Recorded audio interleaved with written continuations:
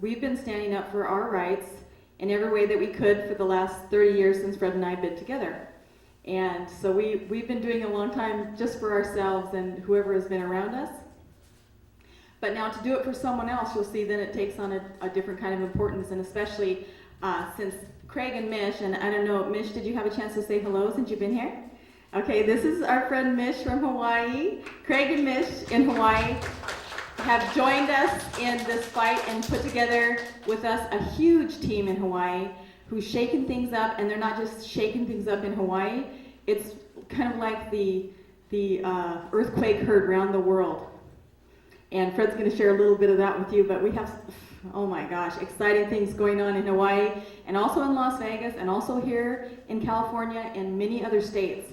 And so you guys can join in and be a part of that once you hear kind of what's going on with that. First, I'd like to tell you that everything we do is lawful. We're not interested in any theories.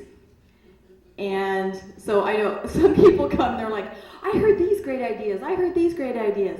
And we usually just give them the one-word answer, no. Don't even go there. It takes a lot of real research. Now, I'm not talking internet research, bullcrap. Real research where you find out the truth before you share it with someone else. And we're also going to suggest that for you too, not to just pass on every theory that you hear, but to research first in a proper way and find out the truth before you pass it on. And when you're sharing it with someone else, you actually have that responsibility, don't you? So you know, when we're sharing our information with hundreds or thousands of people, it's a bigger responsibility to make sure that we're right. And so that's not arrogance, that would be caution, and that would be if we really care about the people that we're talking to, we care enough to make sure that it's correct. Can you hear me okay, or is it too much of an echo? It's okay? All right, good. So one of the things that we've done in our personal life as far as standing up is we just said no to job. A job is one of the ways that you are kept in slavery and bondage in this world if you haven't noticed. So if you don't have your own enterprise, someone practically owns you. I know some of you may not agree with that, but those ones don't have a job. Probably everyone has a job already knows that someone owns them if they have a job. There's so many different ways to have your own enterprise. We're going to encourage you to check that out. That'd be like number one. Start taking off the tendrils of the bondage that are on you right now. Now, one of the big reasons some people are in that kind of bondage is because of the other bondage, debt. And this is something that we tackled in our personal situation by not getting into debt in the first place.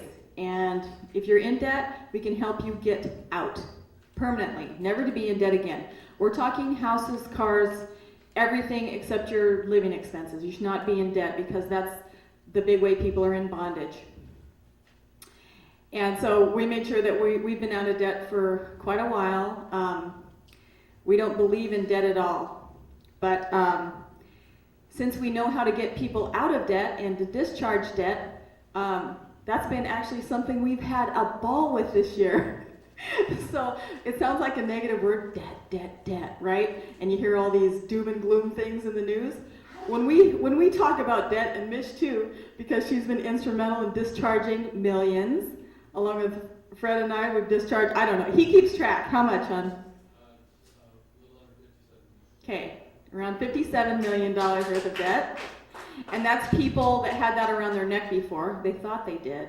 It doesn't even actually exist. But so we learned the truth about a lot of things that we want to share with you. A weekend isn't even enough, but this is going to give you a good bite of information so you can learn some more. We also have available for you, if you don't have it yet, a 5-hour audio that we made in Hawaii. And that has foundational material. And then we have Fred's book. Fred's book has always been free. He wrote a book about this exact subject. It's always been free, but some of you may have paid for it. If you did pay for it, you didn't pay us. That's all I have to say about that. We don't charge for it, okay? Gaining Sovereignty and Freedom. And it's something that we can email, so it's not hard copy. Just emailable and free. There's a chapter in there about the UCC, and if you want to write that on your notes, just write down UCC and then cross it out, just so you can still see it. That just means when you read the UCC part, that is informational only. You are not going to do that because he put that chapter in as soon as he learned about the UCC, and then when he had the revelation of where the UCC fit in with everything else in the world, which we're going to show you, it was no longer necessary. So it was administrative, and since we're real people, it wasn't necessary to use that to stay free. So I'm going to let Fred get started since we're a little bit late tonight. I'm glad Hendrix got to talk to you because we wanted to have him share with you too. And then Mish, you're also going to have a chance to talk to tomorrow. Oh, yes, you are. It's on the microphone now, you have to. So here's Fred Gutierrez. This is our resident genius, and he's ready to go. He slept all the way here.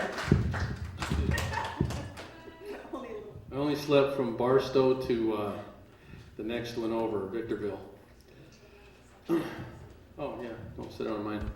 Well, I'll tell you, it's you look at this thing in life. What we do is it's an interesting journey, and you got here by an unforeseen set of circumstances and decisions.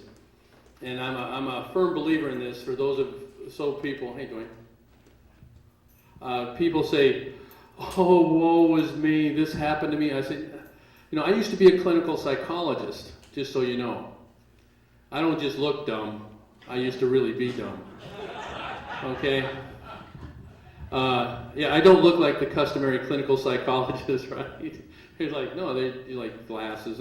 Like Dwayne, you'd expect him to be a clinical psychologist. Me, you look like I'd be a personal trainer or something like that. But that's what I was. And I was, I got involved with psychology because I want you to know a little bit about me, who you're listening to, right? Say, uh-huh. I didn't hear this side. Uh-huh. Okay, good. You got to keep breathing. I don't want anybody passing out over here. It's like, So I chose that profession for two very good reasons. Number one, in my heart, I wanted to help people. And I believe if I could do anything to help affect their mind and how they think, then I could help change their world, and then in so doing our world.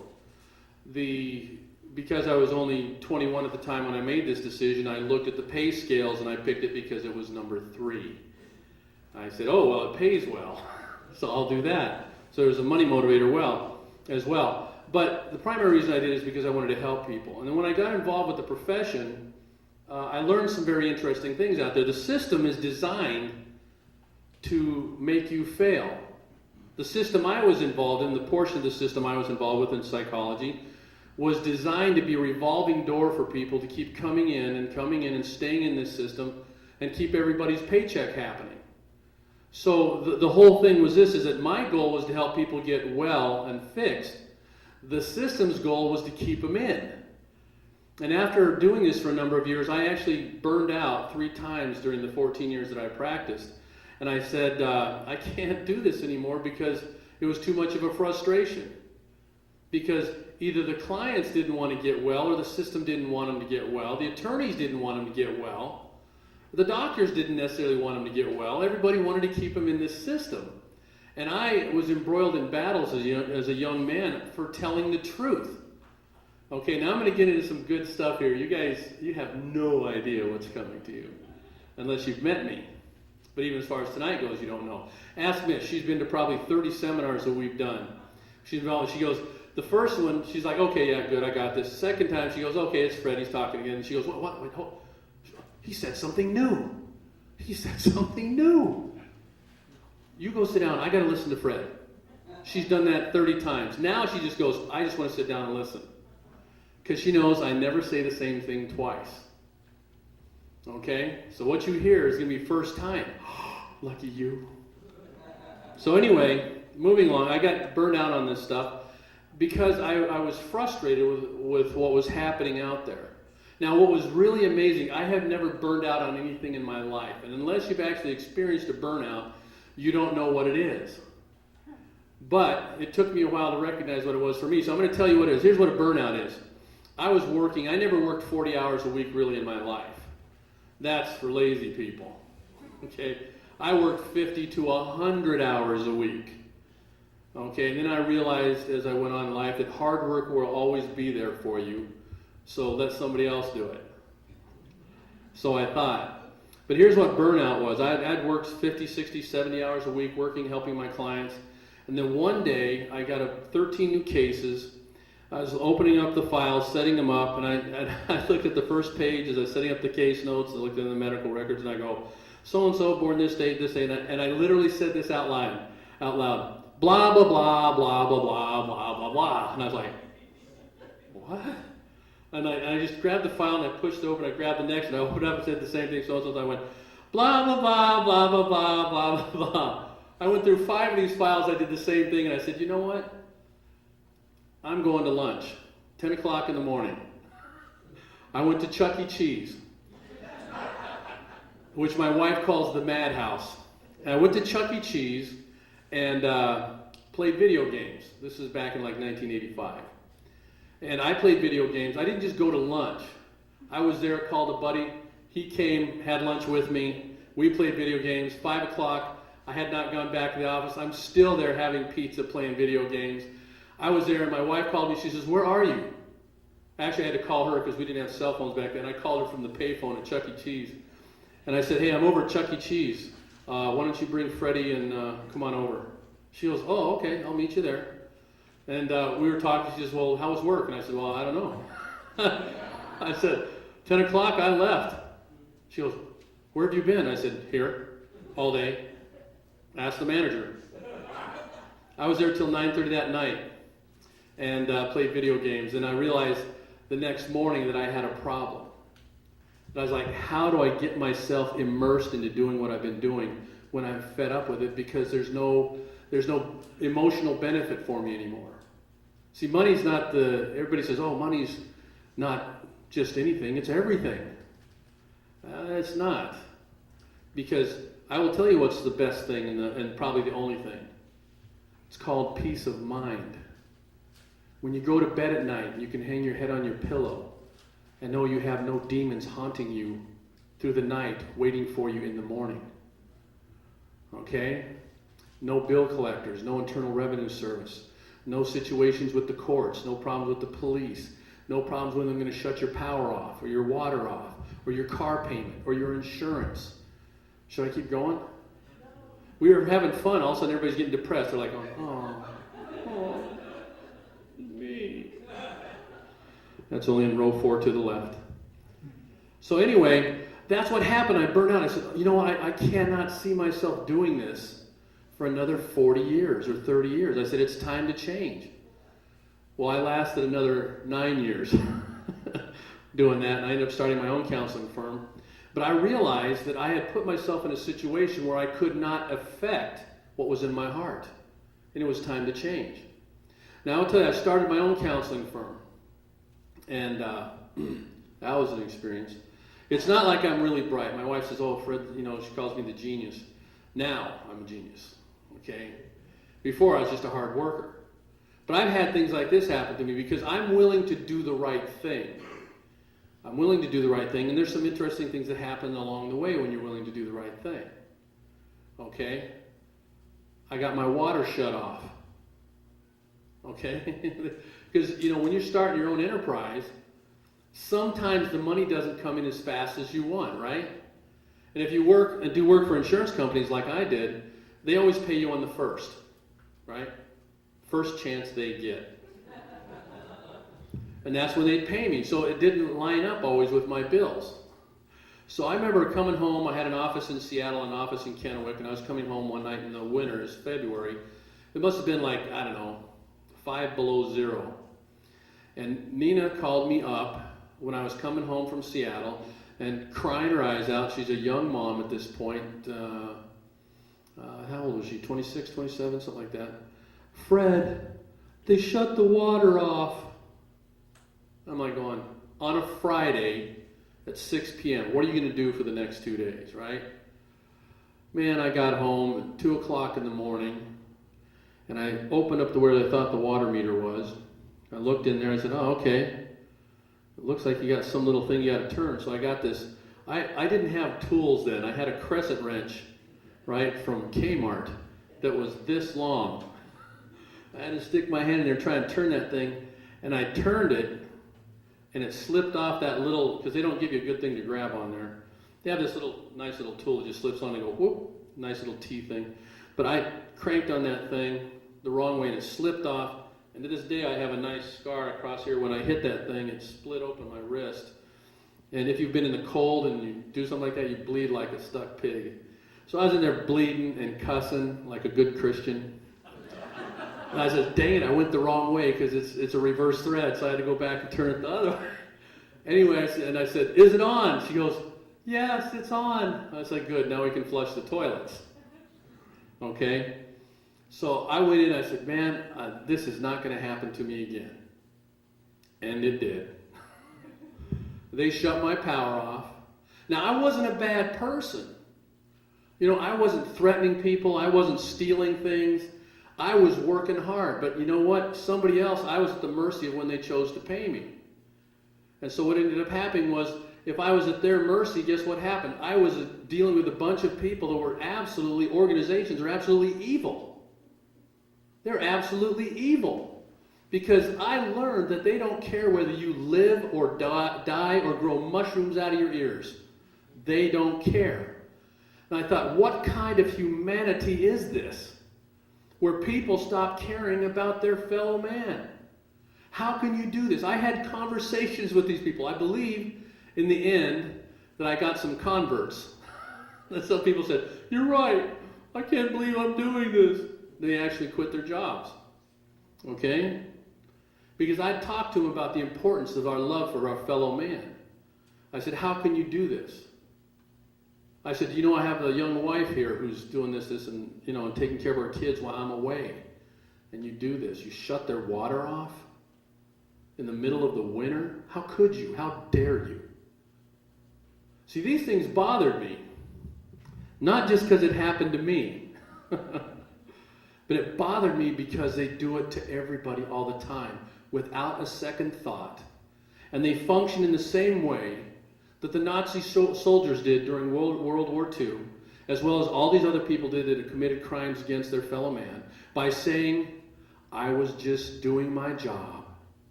Really? Well, as the weekend progresses, as we get through all this, I'm going to go through a little bit of this tonight. But did you know that they do not have the authority in their job descriptions to do things that risk injury or harm to their fellow man? They do not have that authority. Isn't that nice? If they don't have that authority, what does that mean? It means you can come after them. I got a couple people just today I get to come after. I'm very excited about it. Not for me, for somebody else. I mean,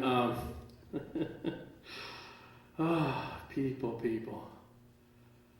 Why do all the stupid people work for the government? I'm sorry, but I mean, you gotta call it what it is, right? Stupid is as stupid does.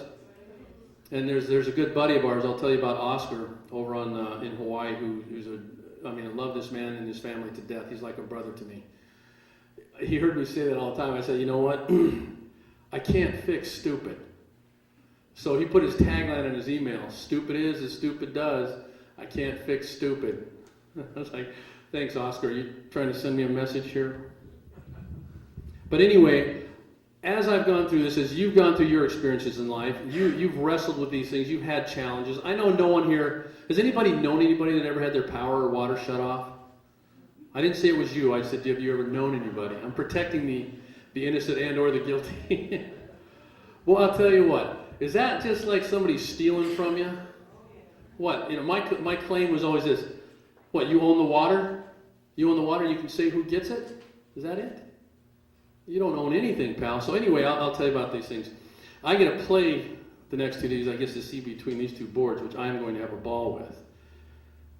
This doesn't always happen. You must think I'm going to be real thirsty, Mish. Well, let me tell you how it starts.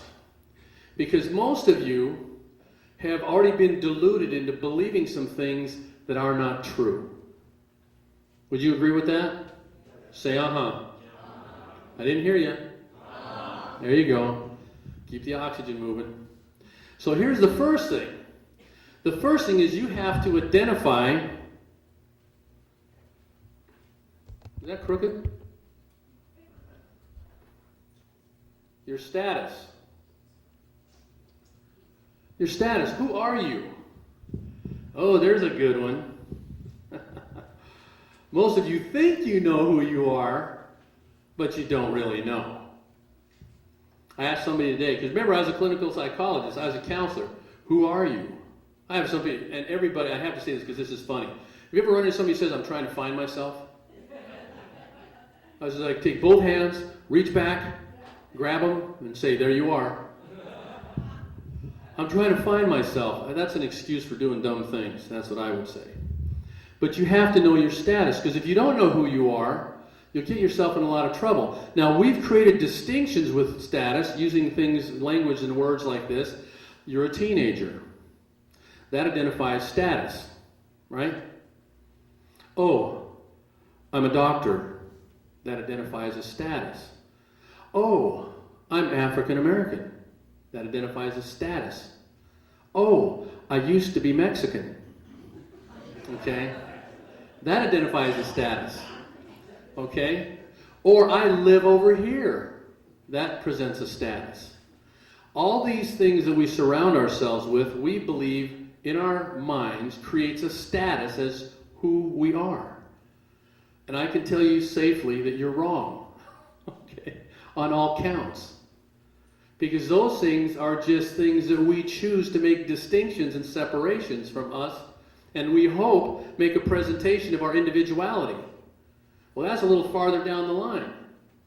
Because in reality, we are all brothers and sisters. Okay? Now, if you go to Hawaii, you find out that's pretty much true. I'm telling you, I go over there with Mitch, and oh, my cousin is a supervisor at TSA. I'm like, oh, yeah, that's my brother's sister's friends over there. I was like, what? Oh, this person. We were at lunch with Mitch last week, was it, with Stan, this guy we were working with over in Vegas. Turns out however these two are related, because somebody in their families are married. So they're like brother and sister-in-law somehow. They didn't even know it. I was like, geez. You guys just take this to a whole new level over in Hawaii. That's why they call everybody over in Hawaii cuz. Hey cuz, because they really are related. You know? So anyway, you have to identify your status. So what we've done is we've made the wrong distinctions about who we are, what our status is, because we do it by the wrong kinds of things. Okay? So let's talk about what your status is. Who are you? Well, let's go to the top, right? You got to start with God. Some people say, well, I don't believe in God. I say, yeah. When you were 2, you didn't believe in gravity, but it still exists. Okay? The other thing is this is jurisdiction. It comes from 2 Latin words, jurisdictum, which means words of law. Your status determines what law you live by. Okay, now God gave us the 10 Commandments. And it's actually, just kind of coincidental, I think, or maybe not, that we're here in a church. But the realities are this. This is what I teach. I don't always push, as a matter of fact, I don't at all. I do not push churches. I do not push organized religion. I do not push any of that stuff, because God did not do that. When God made Adam and Eve, He didn't say, thou shalt have organized religion. He says, you have me. And you are personally sponsored. Okay? I love it when people get really philosophically intellectual with me and talk about this. Well, we could have a philosophical debate about the existence of God and all these things. Because I really believe we came from the Big Bang Theory and we crawled out of the slime and we were these little amoeba-type creatures. And then I was like, yeah, sure you did. You still look like a slime, in case you're interested. But that's true. There's nothing to validate and support that.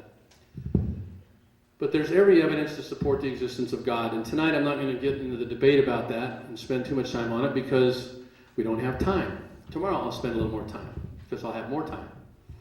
But there's God. Now God created you and me. He created man. He created everything, actually.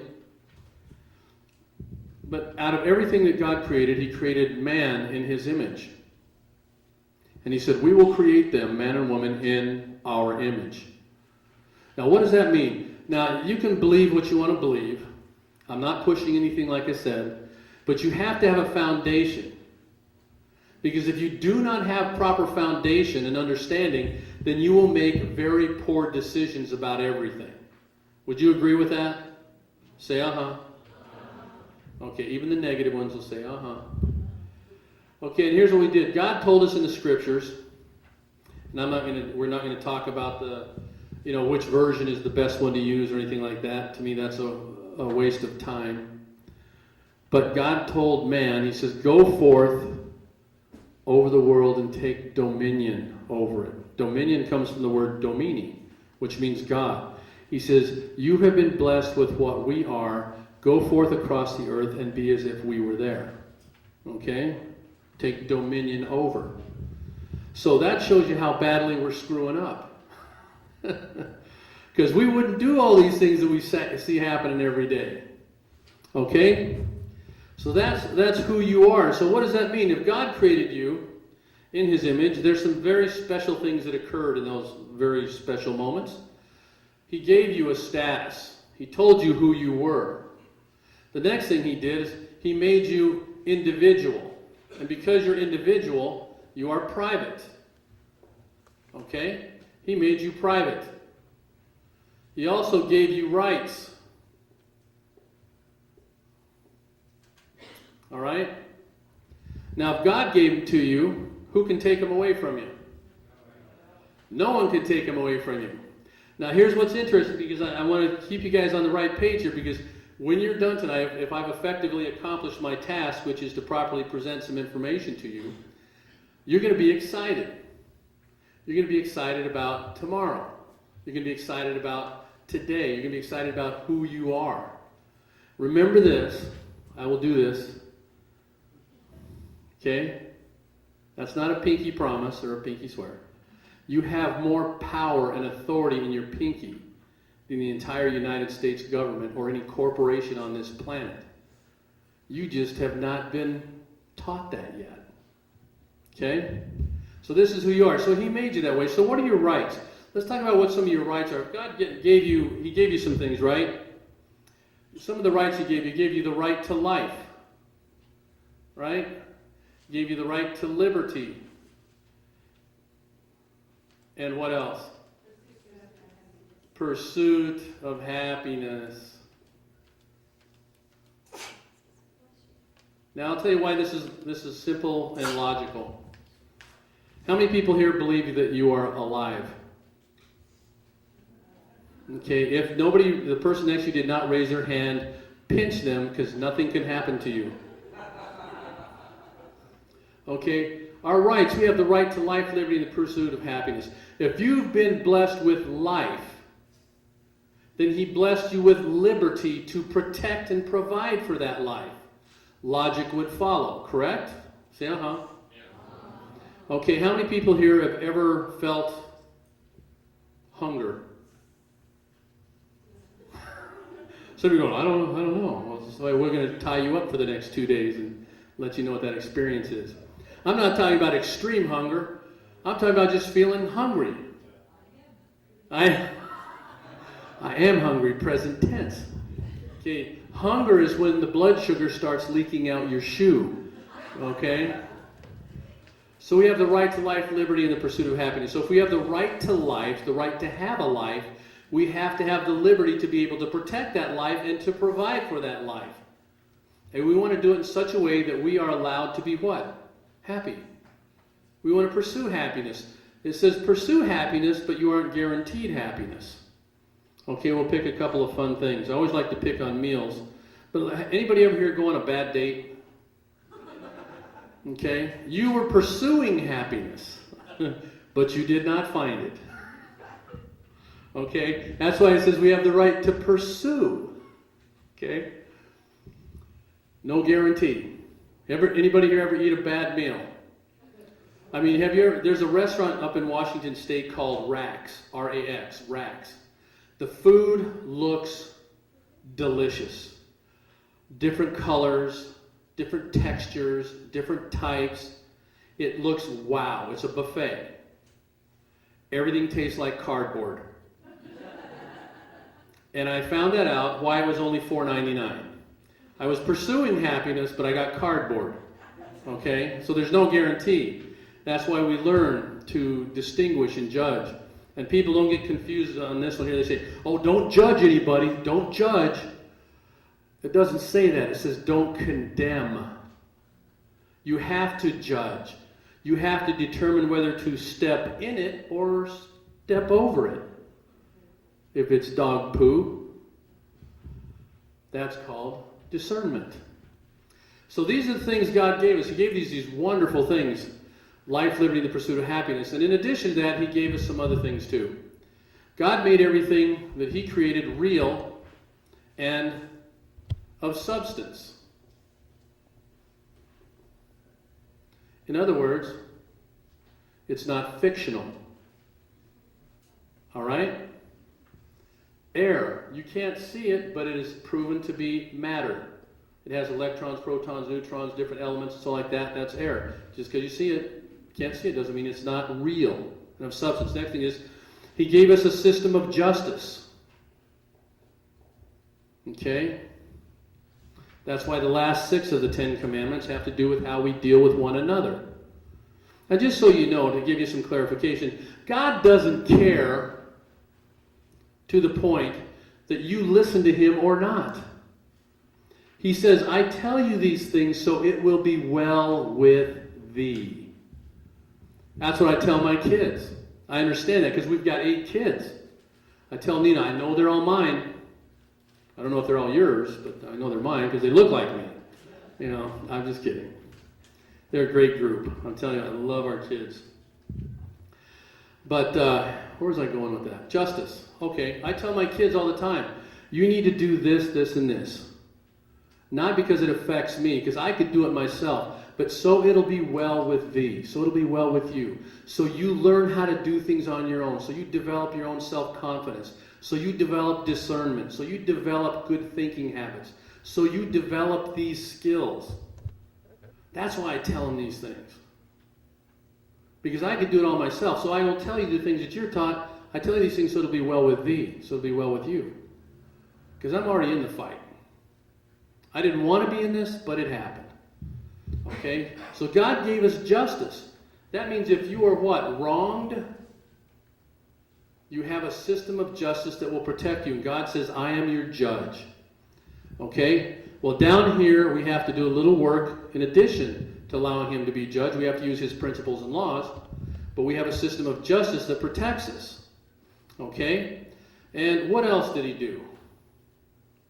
Oh, a whole bunch of stuff we can never count. But we can kind of stop right there, I think. See, what else is on your paper if I can add anything? Oh, unlimited right to contract. Okay, people, you keyed on that one there, huh? Okay, God gave us the right to unlimited contract. Limited right to contract. That's part of your rights, by the way. It means you can make whatever agreements you want with anybody. So long as it doesn't do what? Right, so it has to be moral. That's what moral is. It cannot adversely affect somebody else. So God made everything moral. When it was just you, you know, I tell people, I say, let's say God made you first, put you on the earth. Man, you're a wild man or woman. You're running around naked and everything like that, screaming, whooping it up, staying up late, you know, eating papayas to the wee hours of the morning, you know, crooning, whatever. That's fine. But when God puts somebody else out there, guess what? We have an obligation to be moral, which means we have to behave. Grab yourself a fig leaf, since we messed up, okay? You can't just do what you want to do. You have to make sure that you do not infringe upon the rights of other people. Are we doing good? Say uh-huh. Okay, you like this so far? Making sense? Say uh-huh. If it's not, I'm going to start over from the beginning with the bad jokes. Okay? So this is what happened. So this was kind of, now you know this is the way He intended it to be, so we could all get along, but because we do have an adversary, an enemy, and he influences his will, or manifests his will through other people, we got some problems we got to work on. We got to fix some things. Okay? So this is what he did. Now, after thousands of years, I didn't even think it would take this long, but people started to recognize that people in authority, this is a good word to write, author is another word for creator. Author and authority. Okay? Do not confuse that with office, officer, and official. Okay? I'll help you out here. That's a box.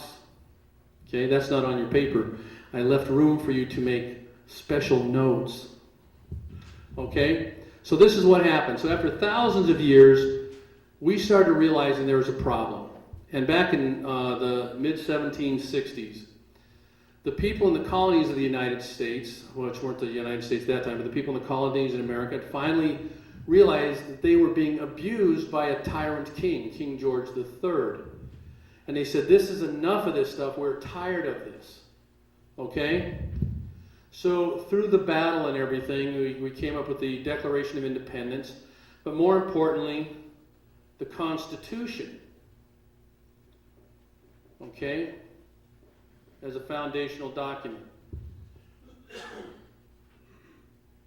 Okay? Now, how many people have a Constitution? Got a couple? Okay, good. Got a few. In Hawaii, we usually have 350 or 400 people in the room, and 95% of them hold them up. Compliments and mish. They not only hold it up, but they say, depending upon which part of the room they're sitting in, they say, I have the Constitution in Filipino. They say it in Japanese, Chinese, Hawaiian, and Pidgin. Yo, bro, got my Constitution right here. Yeah. So they're excited about their Constitution because they know what it means. Now, they got tired of all this stuff. We had the war, the Revolutionary War, and so on like that. And we, the people, created the Constitution. Now, in the Constitution, you gotta, well, how many people know, well, I'll just tell you. You know, ask the question. We could be here forever. In 1787, the Constitution for the United States was presented to the Congress. Okay, to the representatives. The Constitution for the United States. Now, what does that mean? Language is very, very important, and I've spent a lot of time over my life studying language, studying what words meant. I did it for fun, and then I did it because I realized that there's a reason to do it, because when we communicate, we want to make sure that what's in your head that's coming out of your mouth enters somebody's ears and means the same thing that's in your head. That's called proper communication. Okay? Because if I say, when I say the word pear, and you only get to answer with one answer, what would you say? When I say pear, what does that mean to you? Fruit. Okay, two. Okay? So that's why we have different spellings. I would just say two. Pear is a fruit. Okay? Why screw people up with language? That's what they love to do to us. That's why they have something we call shul. Okay? Come on, any idiot can look at that and know that's pronounced shul.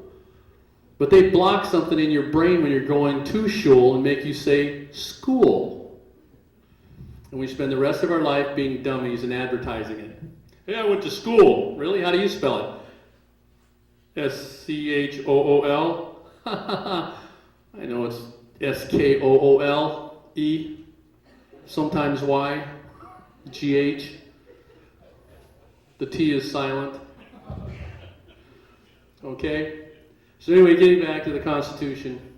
1787, the Constitution for the United States was presented to the Congress, and here's what they did. Here's what the Constitution for the United States is. The Constitution for the United States is something I give and I have authority over. For 4 years they tried to ratify that Constitution. It was never ratified by the states. Because the vast majority of the states said absolutely not. Because if we don't have any restrictions on the government, then we're going to end up in the same mess that we had before. Now, most people don't even know that we had like 7 or 8 presidents before President Washington. I found this out about 1.5 years, 2 years ago, and boy, was I mad. I said, you've got to be kidding me. There were 8 presidents before Washington? There were 8 presidents. Each one was allowed to be president for 1 year of the Continental Congress. They attest that. When you check the history, I researched that one pretty seriously. There was a senator in 1873, 74, who had the same name as one of the guys who was the president. Okay? But you were close, because a lot of people made the debate. But it was pretty clear. I'd have been happy either way. I was like, I don't care, because I used to be Mexican, so I'm down with it either way. Okay? I see a man with a good tan, it's all good. So this one was never ratified. In 1791, the Constitution of the United States, which attached the first 10 amendments, which were originally called the Bill of Restrictions on the Government, was ratified by the Congress. It's called the Constitution of the United States, which means it's of the people. It emanates of and from the people. It's not owned by anybody. It's not something someone takes authority over. The Constitution of the United States was ratified. Now let's talk about what it is. What is the Constitution of the United States? Most of us were never taught. How many people ever had a history class? Government? Yeah. What's your name, sir? Wendell?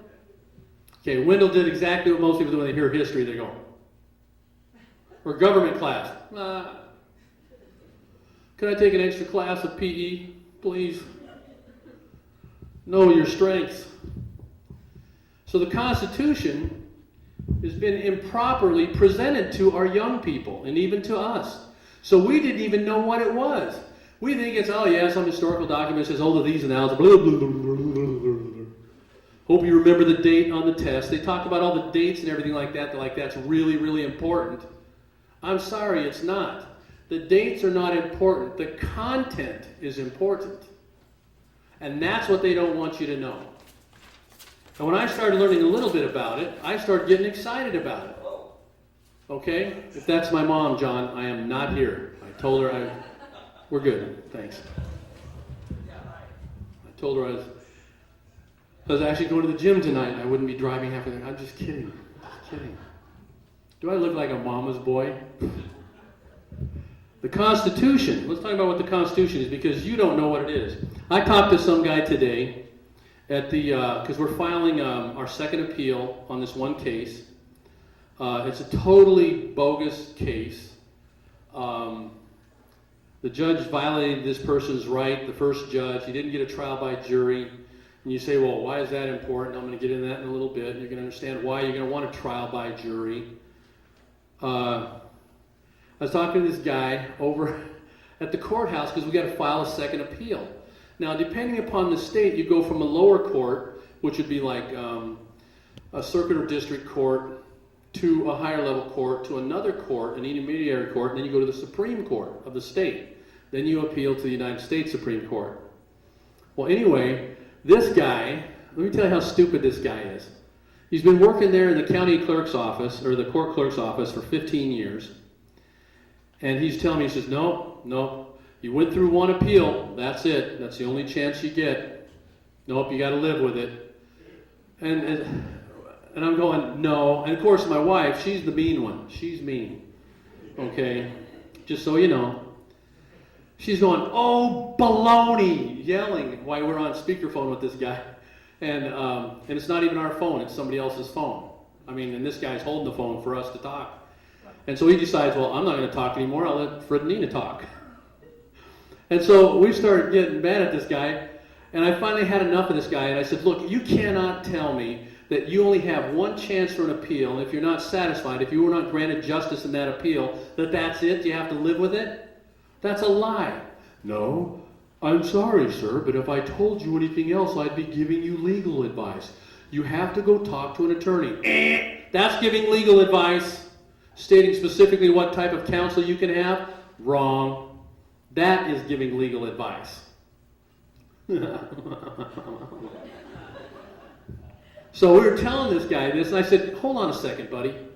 I said, do you have even any idea what the supreme law, the declared supreme law of the land is? And he goes, yeah, I do. I said, well, tell me, because I think you don't know. He goes, I know, because I think you're going to say Darwinian. Fact. And I laughed and I said, you gotta be, you idiot! And you're paid with benefits? I said, I got monkeys that can do a better job than you. Where's a monkey? Get me a monkey right now.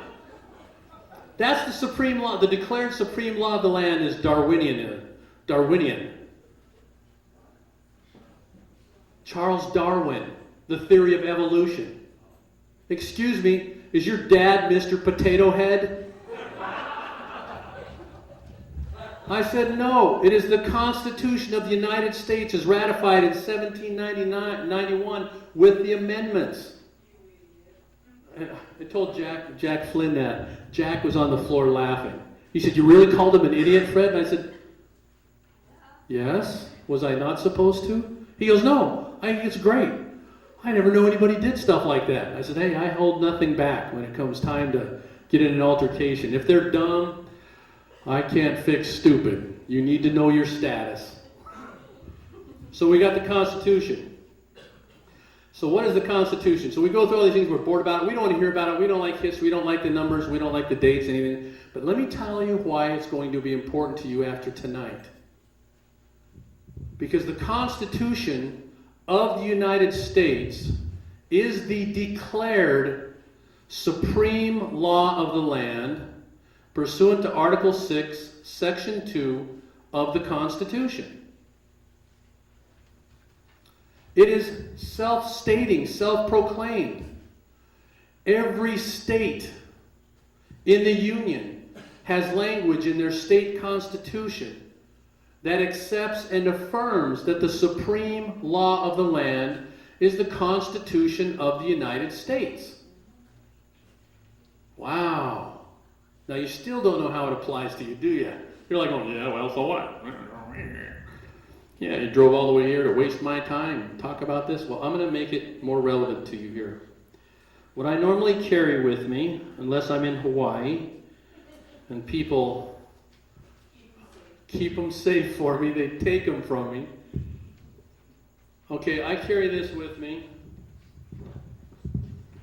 as well as several Supreme Court rulings, and I'm going to tell you why, because I use these in court.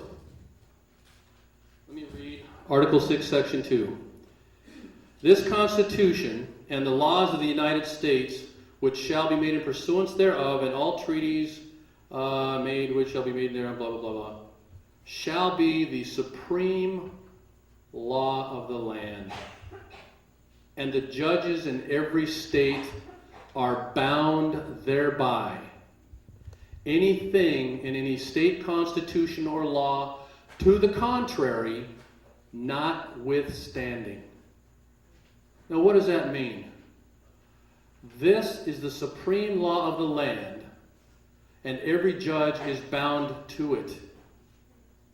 That means they can't come up with some bogus statute or code that is contrary to the supreme law of the land and make an arbitrary decision. Now, so far, this isn't making sense to you. I'm just laying foundation. It's going to get really, really good in just a minute. Okay, I mean like really good. So it is the declared supreme law of the land. And why is it declared? Because every time these people get elected, they have to swear an oath to support and defend this Constitution as their first duty. So the Constitution is the supreme law of the land. Supreme, superior. There is nothing superior to this Constitution in these United States. No thing, nothing. That's good so far. So now if we know what the supreme law is, what kind of law do we have? Right? Wouldn't that make sense? Do we have Satan's law? Do we have basketball law? Do we have guerrilla basketball law, which is how I play? Or if you play golf, I play assault golf. You get a 150-yard head start, and whatever happens, happens. You can fire both ways, but you better hope you got a water hole or trees nearby for protection, or a golf cart. Okay, so what kind of law do we have?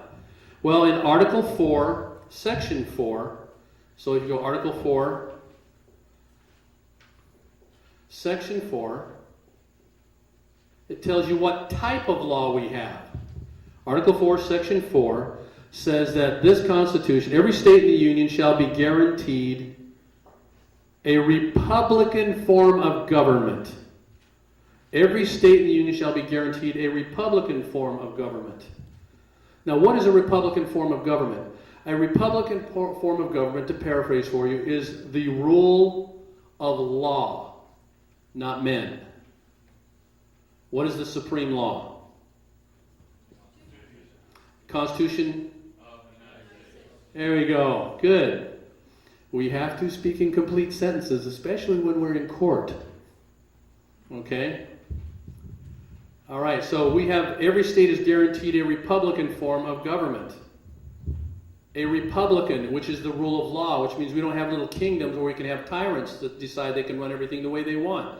The laws will supersede the mandates of a person's will, okay, that functions in an office. Now, the next thing is this, okay, so this is the type of law. That's type. This is the law. Now, we have to have a system of justice that enforces this law, okay, which means we have to have a judicial system. What kind of judicial system do we have? Pursuant to Article 3, Section 2, of the Constitution of the United States, it actually outlines our judicial system. There's only one court in this country that can hear matters of the people. And here's the paraphrase of an Article 3 court without reading the whole long thing down to you. An Article 3 jurisdiction court is a court where all officers of the court, which include the judges, the attorneys, the clerks, and the bailiffs, are bound by their oath to the law, and all laws of the Constitution are upheld. That sound all right? Everybody goes, well, where the hell is it? Yeah. Hell is a word, we're not going there, God. Where is it? I spent 2 months trying to find an Article 3 court. I am telling you, intensive research, calling, writing, researching. And then I found out it's a venue that you create. A venue is Latin for stage. That's why they refer to everybody as actors. The man acting as judge. The man acting as this. It's a venue we create, and we know how to do that. Okay? Because otherwise, if you're not in an Article 3 jurisdiction court, you're in a different court. You're in an admiralty or administrative or military court. Sad thing, a person I've been working with for, I found out just 10 days back in March, 10 days before he was going to trial. He had 7 indictments against him. I said, oh, good. I said, what do they charge you with? Crimes under Title 18 of the United States Code? And he goes, yeah, how'd you know? I said, because they don't apply to you. They apply to people that function in the public and the military. We helped him every which way we could, looked like we got him off, and the judge sentenced him to 40 months in prison in Leavenworth. And he reported in yesterday. I was up all night. I was just so grieved by this. This man has not committed a crime. Now, the rule of law, which is over here, right? Republican form of government, everything has to have a definition. So, in order to be involved here with the judicial system, the justice system, we have to have a definition of a crime, wouldn't you think? Let's talk about what a crime is, so you know. A crime, by definition, is when one of the people with criminal intent damages or harms one of the other people and or their property. Does that make sense? Say uh-huh. That is a crime. Does that mean if I do not come to a complete stop at a stop sign, which has become legendary throughout the United States and the world, known as the California roll? Okay? It's like, I'm not going to stop all the way. Okay, is that a crime? Why is it not a crime? No victim, no injured party. No corpus delicti. I love those two Latin words. The body of evidence. If there is no victim, somebody who's been damaged or harmed, can there be a crime? No. You have full right to do whatever you want to do, so long as you do not infringe upon the rights of any of the other citizens. Oh, that's huge. That's a big statement. When we were walking up here tonight, we parked way down here in the North 40. Somebody, to me, smelled like they were smoking a whole bale full of pot. You know, I was like, oh my gosh, you're getting the whole community stoned. And the thing is this, is it against the law? Is it a crime to grow or smoke pot? It is not. And we just helped somebody get off on a felony possession case in Hawaii with what we taught them just 2 days ago. 2 days ago, Mish? Or 3 days ago, whatever it was. Was it Monday or Tuesday? Tuesday, 3 days ago. They arrested him, assaulted him. I'm going to get into some fun stuff with you guys. Because I want you to know who you are. Now remember this. Remember Senora Pinky. Okay, remember who you are. That is a crime. So a stop sign, but growing pot is not a crime. Now I don't do it, and I don't agree to smoke it. I don't do that. But is it somebody else's right to do that? Yes, it is. And I do not have the right to infringe upon their right. Otherwise, I'm taking away their rights, and I'm the one who's committing a crime. Does that make sense? You were raising your hand?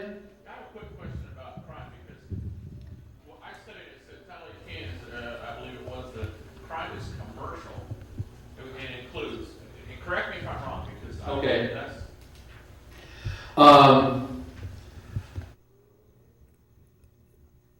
That's below the line. Below the line. I'm going to go over that in a minute. You're talking about commercial crime.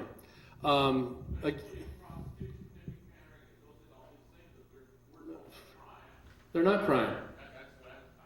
When things involve two consenting adults, people do some pretty wild things. I think that the term is called freak. Pretty freaky. That is not a crime. As a matter of fact, the case we're dealing with, it's going to the Supreme Court in Nevada right now.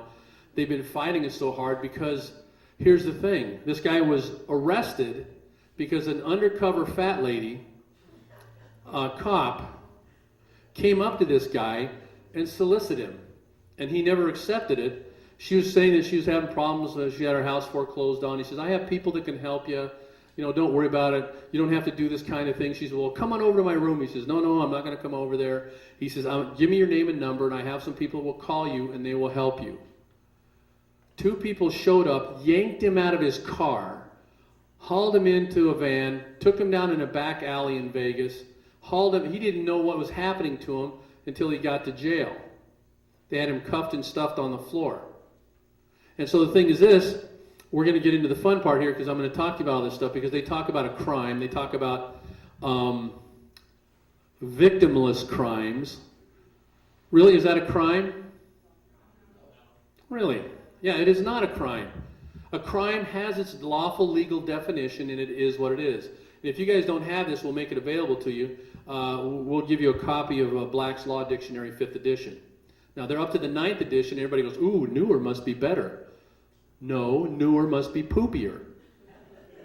The 5th edition is what most judges use to determine what the meaning of the words are in every transcript and everything that's used in the court. Okay? So I'm going to go over that.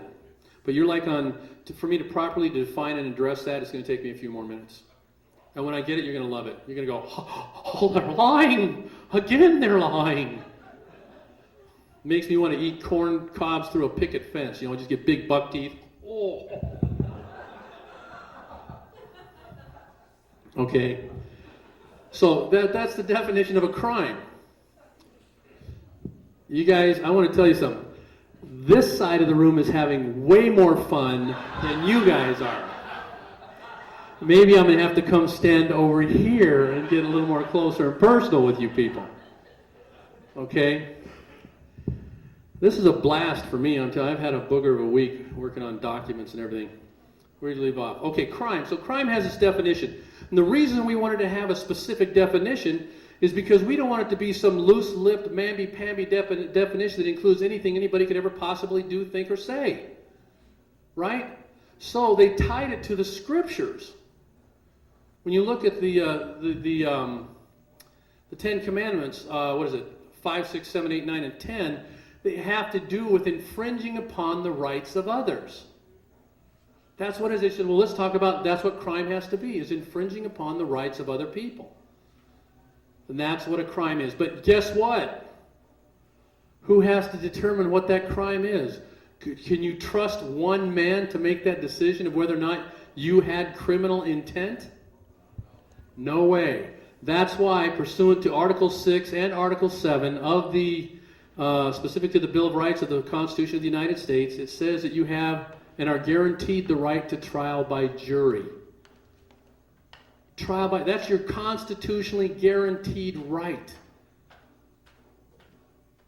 Article 6 and Article 7. Article 6 has to do with criminal. Article 7 has to do with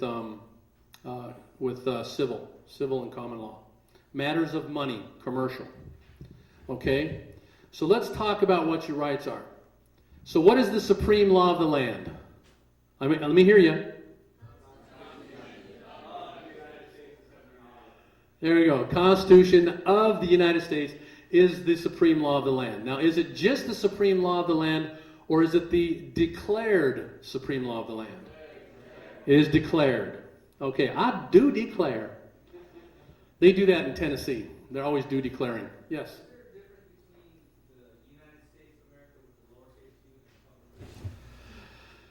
Okay, we can get into a very brief debate on that, which we will do right now since you brought it up. Okay, originally the word united is presented as a, what do you call that, hon? Adjective. Thank you. You're not hun, but you're close, Mish. Yeah, it's an adjective. It's a descriptive adjective. It means that the states are united. And when they converted it to a capital, it's because it's a noun, the United States. Now, when we use this in our documents and things we prepare, we don't recognize the corporate state because that has nothing to do with me. Okay? So what we do is we speak it in terms of a proper name, but that has no effect on what we present in the court. Does that make sense?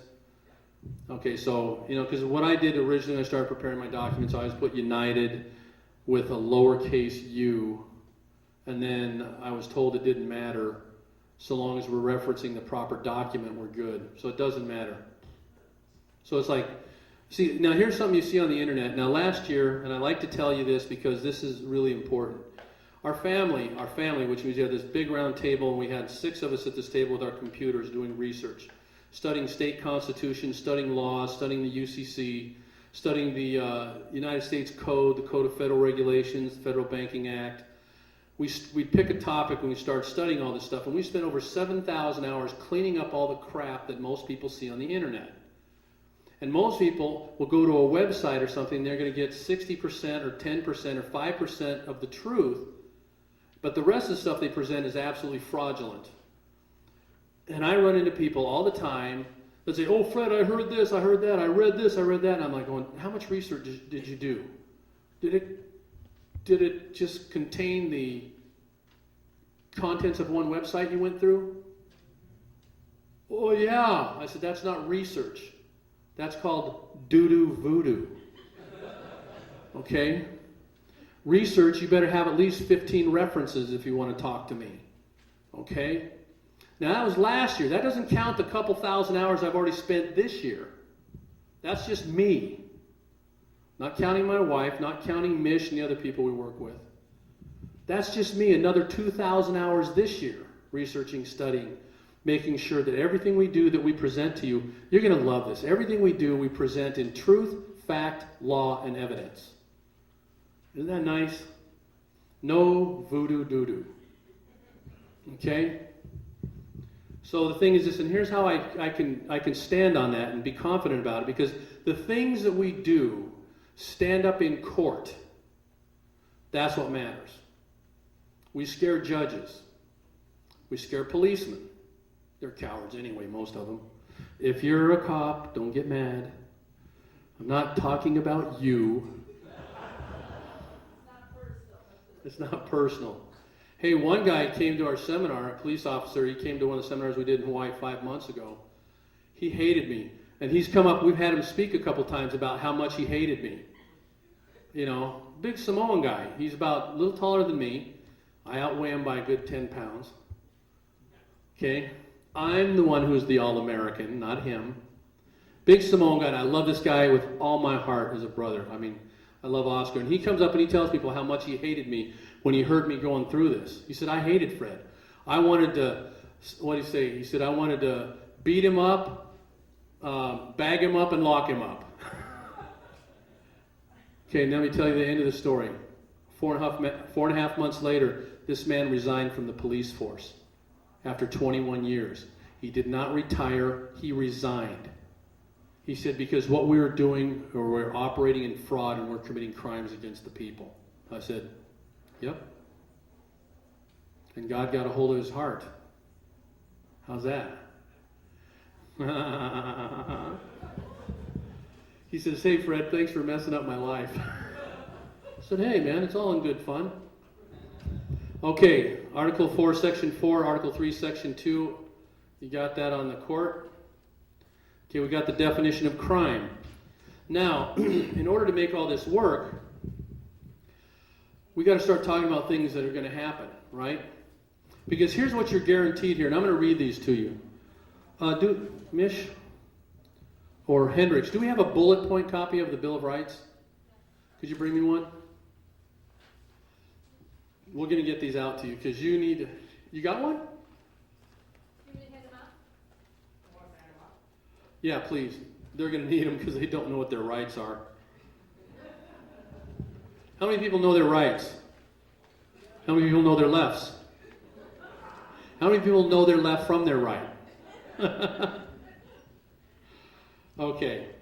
Now, I had somebody over in Hawaii help me with this because the Bill of Rights, when you actually look at them, they look like a run-on sentence and it looks confusing. So we broke it down into bullet points so it'll help you gain clarity and awareness of what your rights are. And we're going to have to give some perspective on this because I'm going to talk about a couple of the cases we've been working on. Everybody got them yet? Nope? Okay. Okay.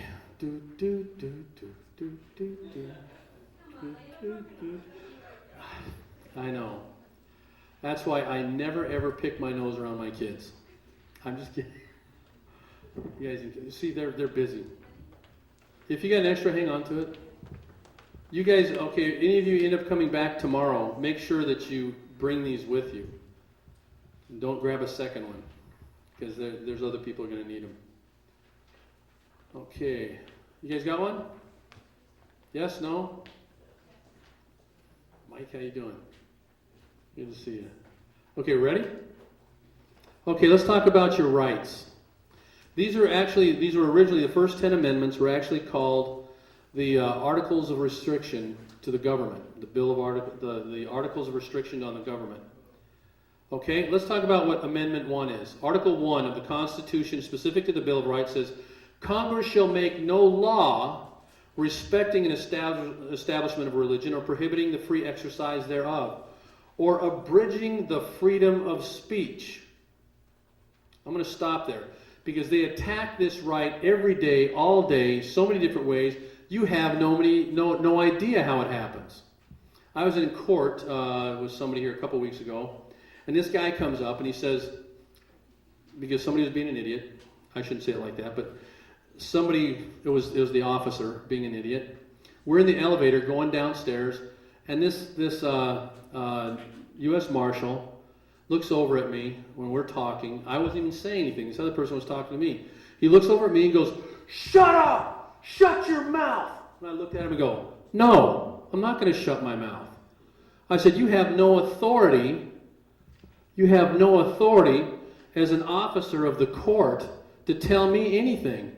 Are you attempting to abridge my right to freedom of speech? Do you know that's a crime pursuant to Title 18, Chapter 13, subsection 242? You're attempting to violate my rights under the color of law. Do you realize that that's a $10,000 fine minimum, up to 5 years in prison for you attempting to do that to me? And in so doing, do you realize that you violated the rights? You perjured your oath. You committed insurrection, sedition, and treason against the people and the Constitution. You warred against me, and I can have you locked up for this?"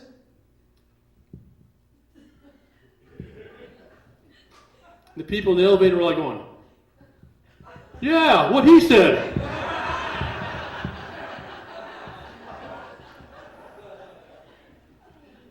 And as we were coming down the elevator, I told him, I said, "I want you to be aware of one thing, sir. You are a servant. You serve the people of this state in these United States. You have no authority over that which created you and supervises you."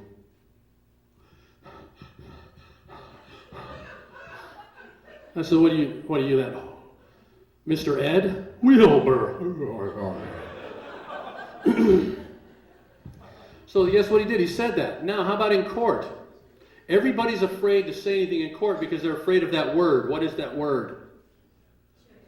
Everybody's saying it quietly in here, too. It's like, contempt. Contempt. Contempt. Contempt. Everybody's afraid of that word, but they don't even know what contempt is. Have you ever looked up the definition of the words that you use in your language? Contempt means to disrupt the court with intention and malice. Are you disrupting the court? No.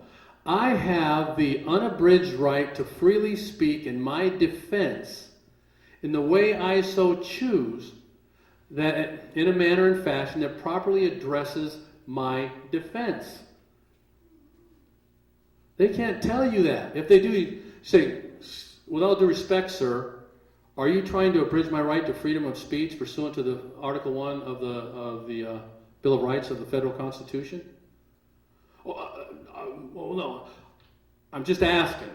Just asking because you know that's a crime, right? And it's on the public record. And I will have to disqualify you as a judge and ask you to step down because you've perjured your oath and therefore made this court constitutionally defective. Therefore, without lawful jurisdiction, this court and any rulings that you make are null and void. I'm just saying. Okay? I mean, if you really want to know.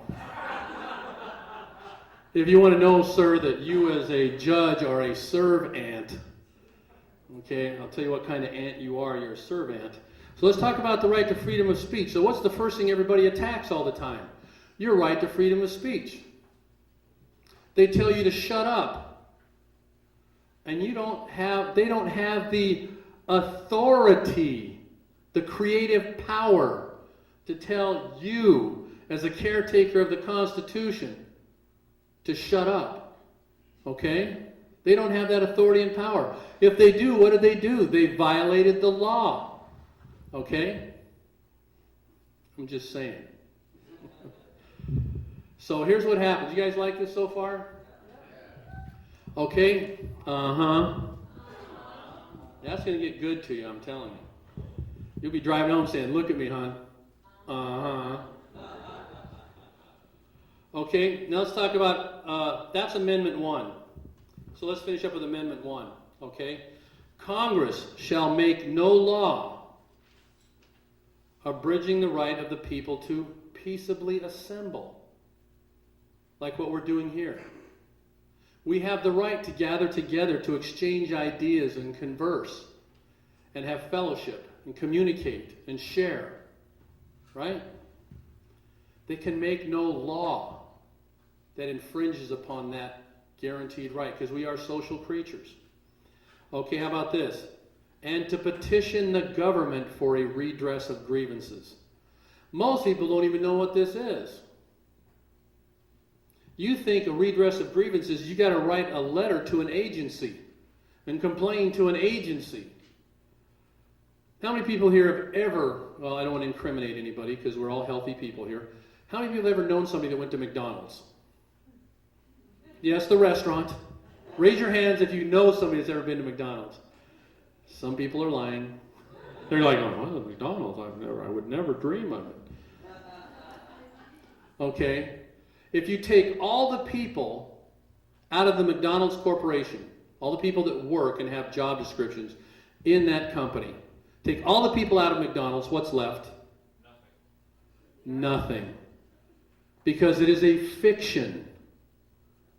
A fiction has no might, no force, no mind, no mouth, no ears. A fiction has nothing. Okay? And so what happens is this, is we get caught up thinking that fictions have authority, and they don't. It's a people. You cannot fire a corporation. You can fire a people. Okay? And this is where it gets fun. I pretend that I am a sniper.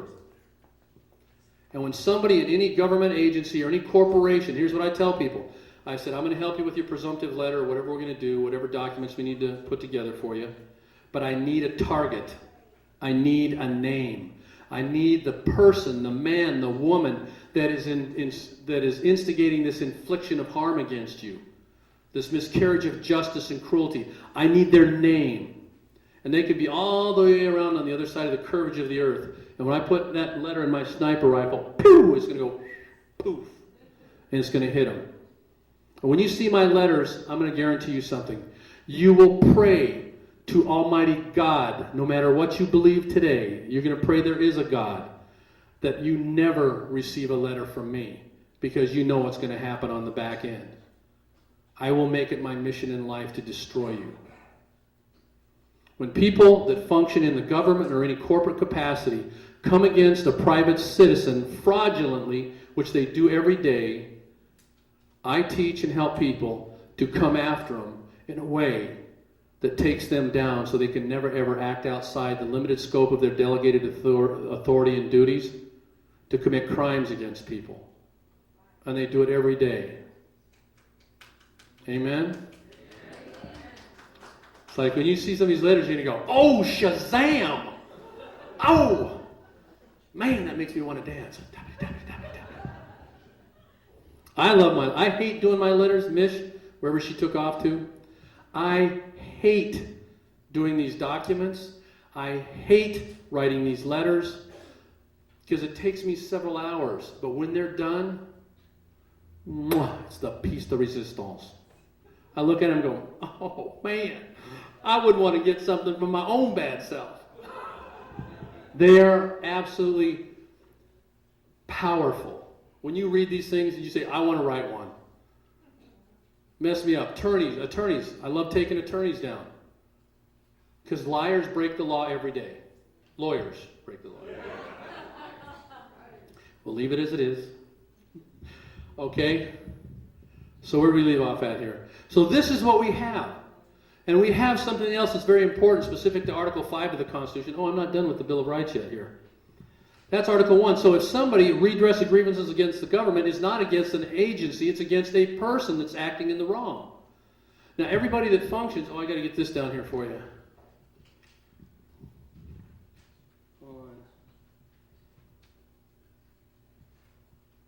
We are lost.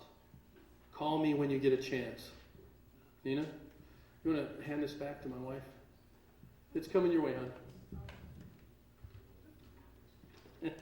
I'm lost. We were lost, but now we're found.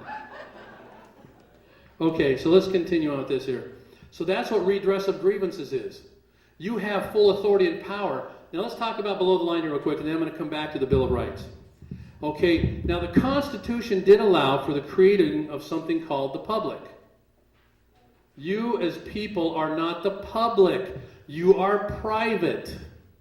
You ever heard of this, private citizens? Do you know that public citizens, those two words, that's an oxymoron?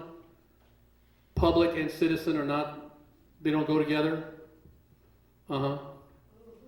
Okay, in the public. In the All right, you're teasing me now. Okay, here's the public. Allowed for the creation of something we call the public. Public, actually, res publicus, means that thing which the people created. That's what it means. That the people created this. Now, these people that function down here in the public, they are people that function in the public. They have fictional titles. God did not create fictions. He created everything real and of substance. So we create these fictional titles of people who function in the public to serve the private citizens. Who are these? They're politicians. That's a C. How about judges? Read from the list there. Give me some. The military. Liar. You know, I almost spelled that wrong. Lawyers. Well, who else? Public school teachers. Yeah. Public school teachers. Teachers. Okay? Law enforcement. All state and county workers. Okay. All government workers. There's some acronyms below that. Okay, how about TSA?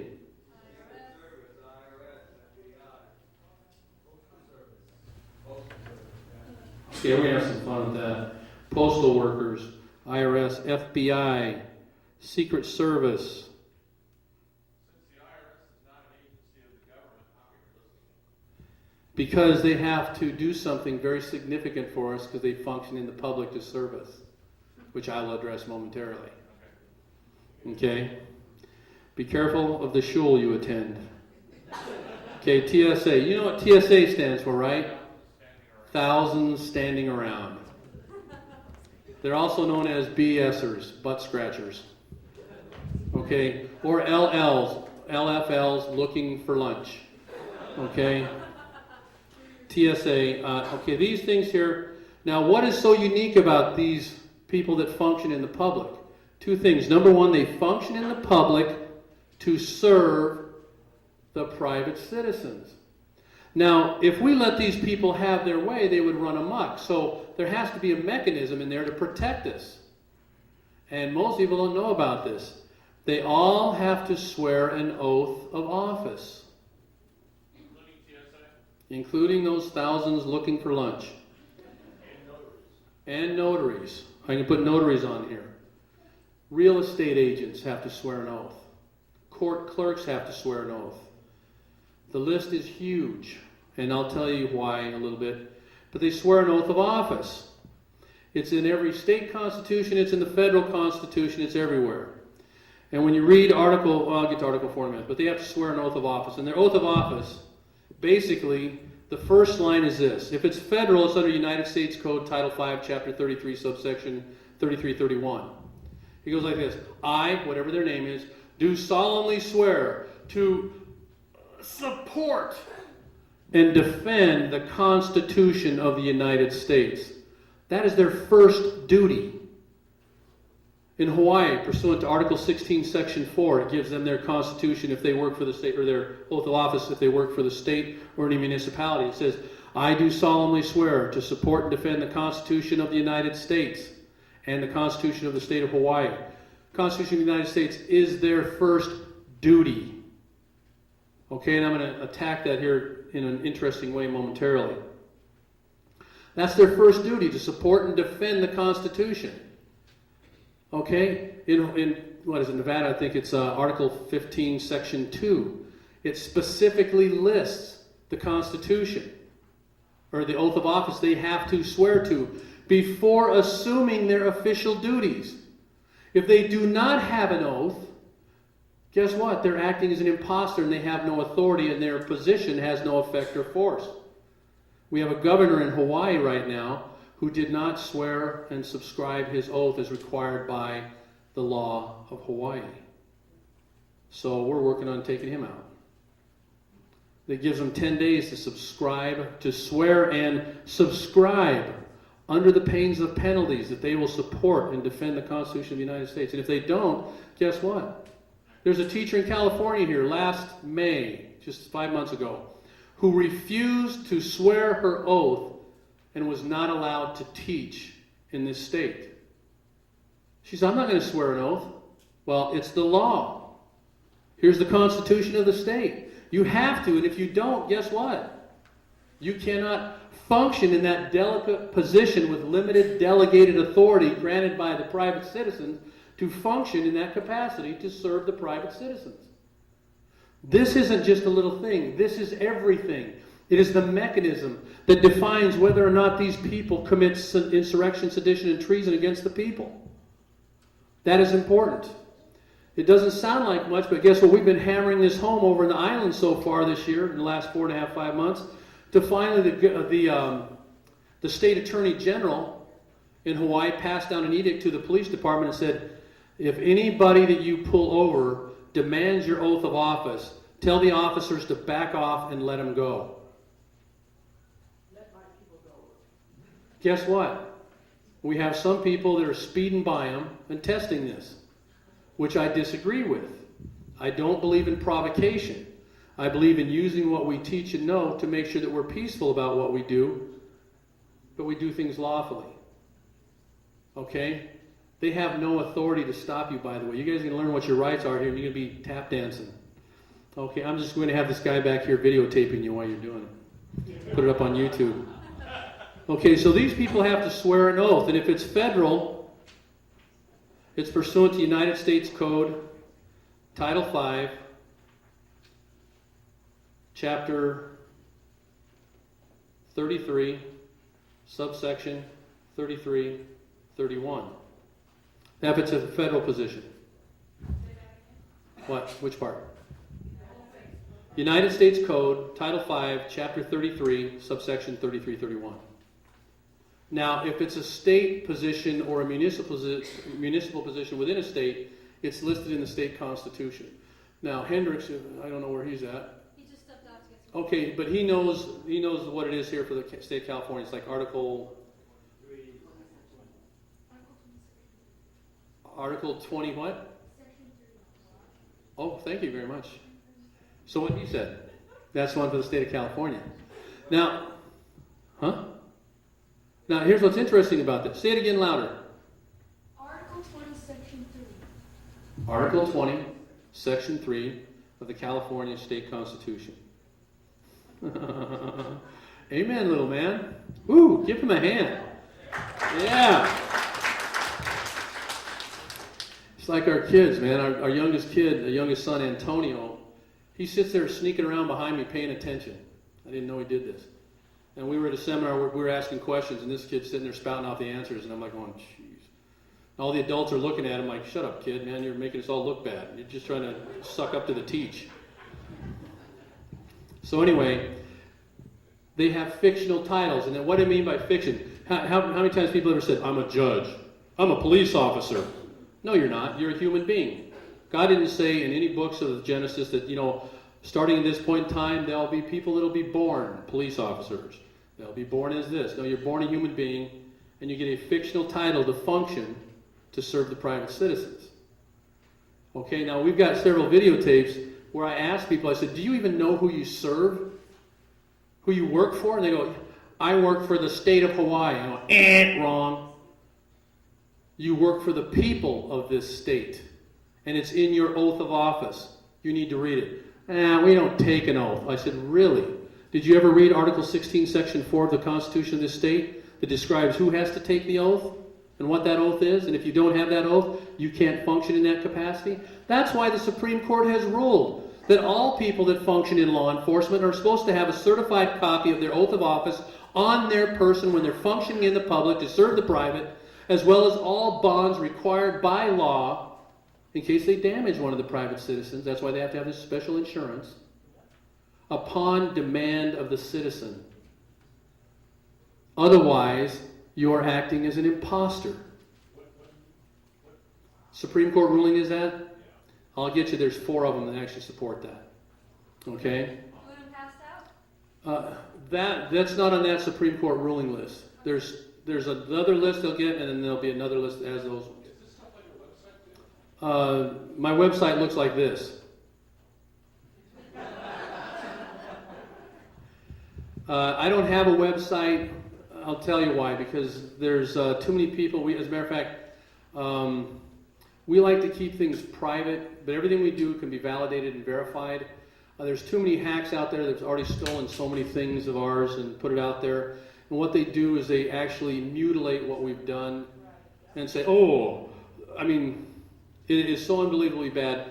Rule number one is this, is we don't want anybody to be put in harm's way by what we do.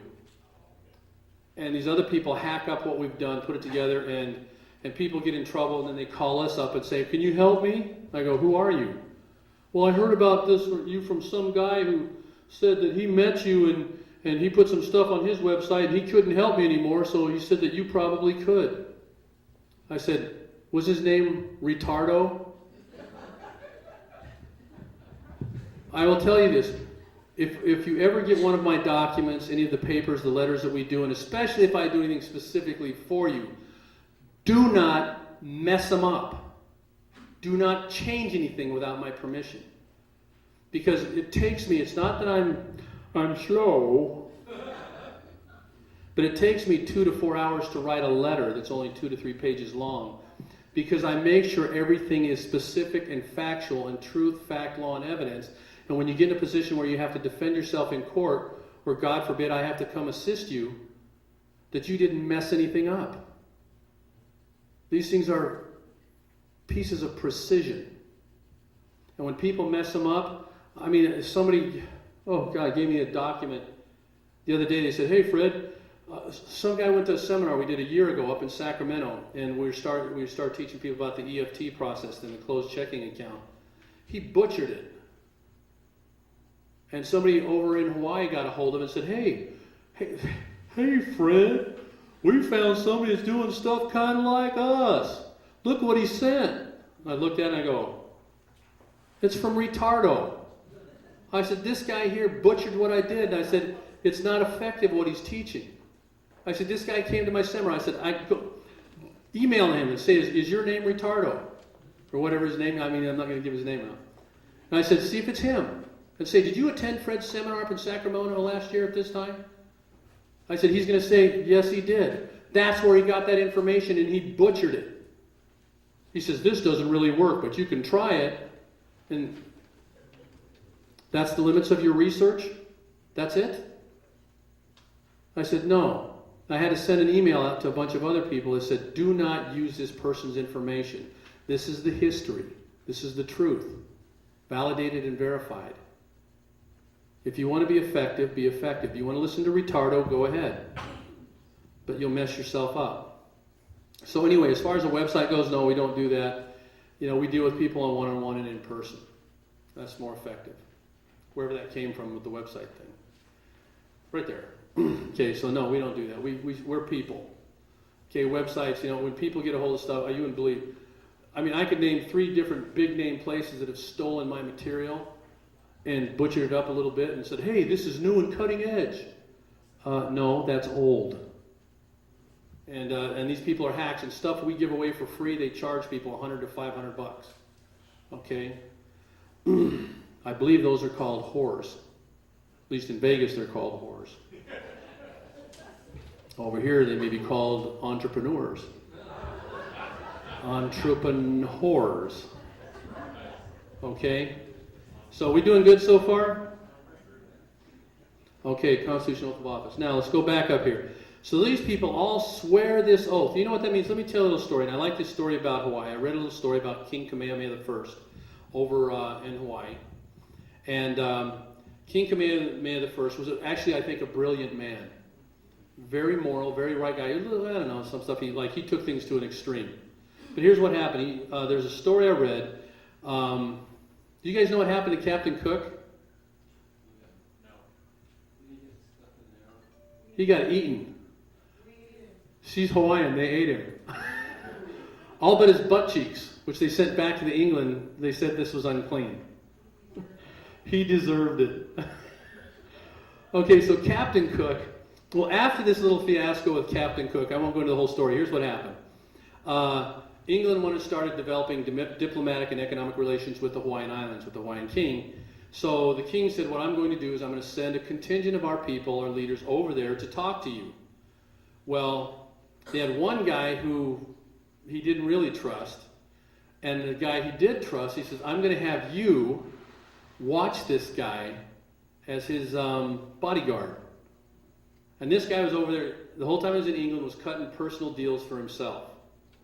Okay? That would have done something actually to demolish the Hawaiian kingdom, which ended up happening anyway. But he did this, and he comes back, and the king called his court, and these people all came up, and he says, well, tell me what happened. So he goes, oh, great king, oh, this is going to happen, they're going to do this, they're going to do that, and so like this. And he said, really? He said, yes, I'm excited for what's going to happen for the kingdom of Hawaii. And King Kamehameha I says, oh, well, one moment. Come here. Tell me what you observed with him. This guy turned white as a sheet, and he told the whole story, spilled the beans, which the king already knew, in a meeting which we call ex parte, which, by the way, is a violation of due process of law here in the United States. Okay, so he went ahead and had this meeting. He says, okay, this is what happened. This is what this guy's doing. He's cutting all the side deals. The king looked at him and says, that is true. Is that true? And the guy fell to his face and said, please, O merciful king, have mercy on me, have mercy on me. And the king, looking at his people and his court, he looked out and he says, I will have mercy, because I am a merciful king. Take his head. Do you hear that? Take his head. He took his head. Why? He said, I will have mercy upon my people against a man who comes as a snake to destroy my people. He says, so I will take your head. That's how he showed mercy. I think that was a merciful thing to do. But that's why when you go, all these people that left from the kingdom swore an oath to support and defend the kingdom of Hawaii as their first duty. These people that function in the public to serve the private citizens have sworn such an oath. The problem is the people are not holding them to this oath. Guess what I teach people to do? Hold them to their oath. Not only hold them to the oath, when we go to court, we have the judge's oath pulled. And we're reading from the Constitution in our paper, and we're holding up the oath like this. You, sir, that we cannot proceed because of a few matters that need to be clarified. Number one, you and opposing counsel both swore oaths of office to support and defend the Constitution of the United States and the Constitution of the State of Hawaii as your first, or the State of California, Nevada, or whatever it is, as your first duty. Is that correct? What is he going to say? We'll get into court stuff later, but they try to deflect, distract, interrupt, and argue. We aren't going to go into that now. There's no time for that. Yes, there is time for this, and this is exactly where we are. Sir, if this court is constitutionally compliant, you have to abide by this oath. Are you going to abide by that oath? I will not be interrogated in my courtroom. With all due respect, sir, this is not your courtroom. This honorable court is a court of the people and a court of law. You swore this oath. Please enter this onto the record as Exhibit A. You, in accordance with that oath, are required to abide by that oath in the performance of your official duties, especially as before this honorable court. Is that correct?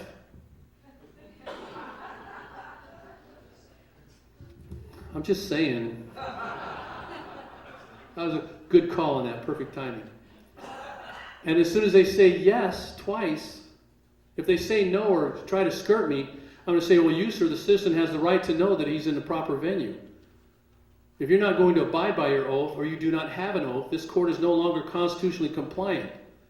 Therefore, without perceived jurisdiction, any and all rulings made are null and void. You are disqualified, sir. Stand down. And we have done that. Do you have anything else to add? I said, sir, you are disqualified. Stand down. Is there another judge that can hear this matter that is willing to abide by his oath?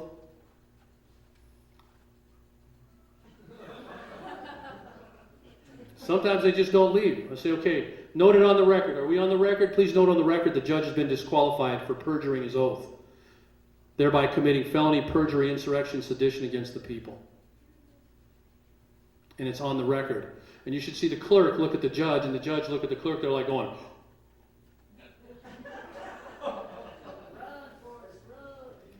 run, Forrest, run, run. Yes, ma'am. Usually things wrap up. Okay, usually the judge depends on the situation. Like in areas where like people are just starting to get the effect in the court, the judges are confused. We had one where the judge wrote an email to a Supreme Court justice, and said, "Hey, they disqualified me in court today. Can they do that?" We got a copy of the email. It was accidentally put with papers that we got from the bailiff. I was like, "Holy! Say that." Justice said, yes, they can disqualify the judge. Because if the judge demonstrates what a third party would consider as being biased in the court against one party in favor of another party, that is grounds for the citizen to disqualify them. And we file a disqualification with the court. But I'll get more into that later. Yo? A friend of ours is a retired ex-sheriff. He had told us that if we ever have to go to court, we can make the police officer or whatever stand up and he has to Recite his oath, and if he can, he's disqualified. he's as a credible witness and therefore not a public official. Yeah. Yeah, so we do that. So that's what we do in the court. We go through there. We go through these things here in reference to their oath. We create the jurisdiction of the court. The Article 3 venue, you've heard tell of. This is how we create it. You're going to get that sheet here in a minute, by the way. I have a nice little flow chart you can read. It works really good. Judges, their heads start spinning around and start throwing up green stuff and like, leave me alone. Okay? How do you handle the physical threats from the bailiff, though? Oh, like this? Don't touch me! You have no authority or any right to touch me. If you try to touch me, you are perjuring your oath. I will come against you with the full force of the Constitution and the law of this great state. Now back off! Kind of like that. Yeah, I'm just saying. If it were me, and I've actually done that in court several times. I got a witness. No, I get down like this. Back off, sir! Back off! I'm going to punch you in the groin! Doug did this, and Doug's like 4'3". Doug's like 5'5". He did this in court, and when the bailiffs came to him, and they froze. When you use proper language, remember the things that I'm saying are not me and my voice. I'm speaking the supreme law of the land. And the thing is this, when they hear it with somebody that has it in their heart, they slow down, they back off. I was in a court in Maui, and I'm going to answer your question in a second. I was in a court in Maui, and this guy asked me to come up there. We filed some motions in the court, pursuant to Article 6 of the Constitution and Article 9, specific to the Bill of Rights. You have the right to have the assistance of counsel. The term attorney did not exist until 1835. So that's why it says in the Constitution you have the right to assistance of counsel if you so choose. It's not them representing you, which means you're a retard, and that's why you're a ward of the state and you have to have somebody speak for you. I'll get into that later. But where are we going with that? You have the right to assistance of counsel. So I walk up into this courtroom, and the judge looks at me and goes, "And who are you, sir?"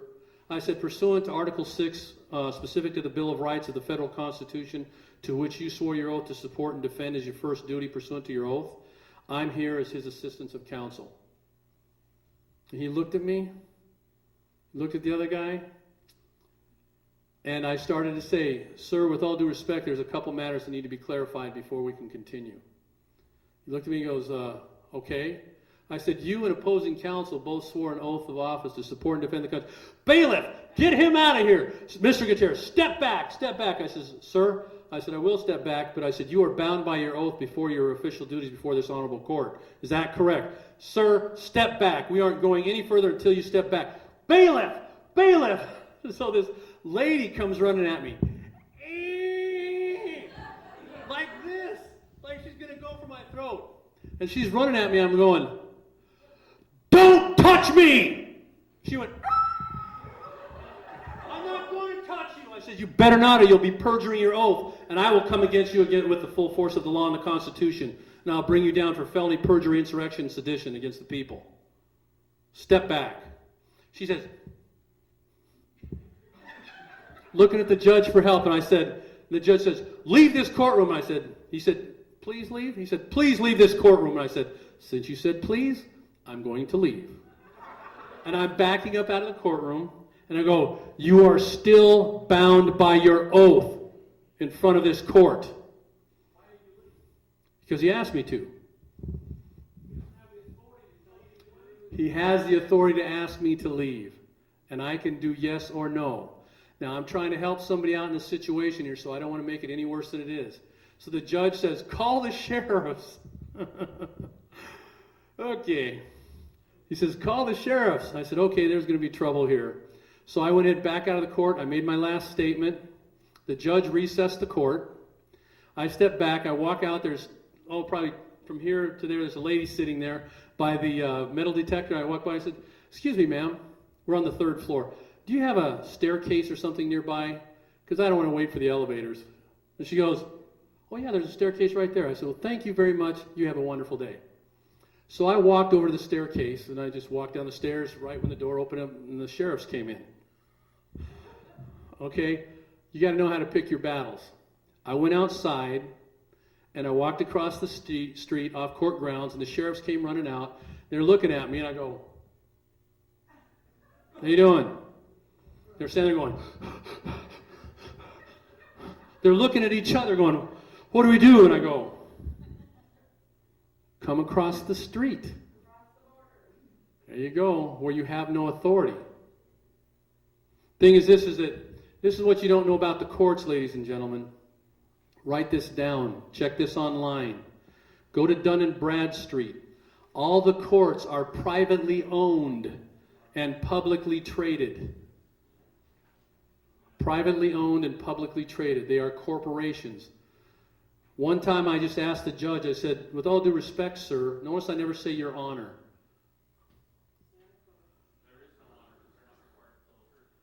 Well, we'll address that in a moment. Yes?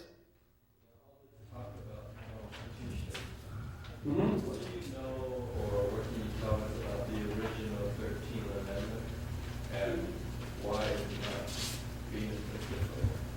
Oh, you're talking about the original 13th Amendment. Okay. Isn't that obvious? They don't want you to know what the original 13th Amendment was. Yes, it can be enforced because it is still law. Here's what you can do, and I don't want to drag the rest too much. You can actually write to the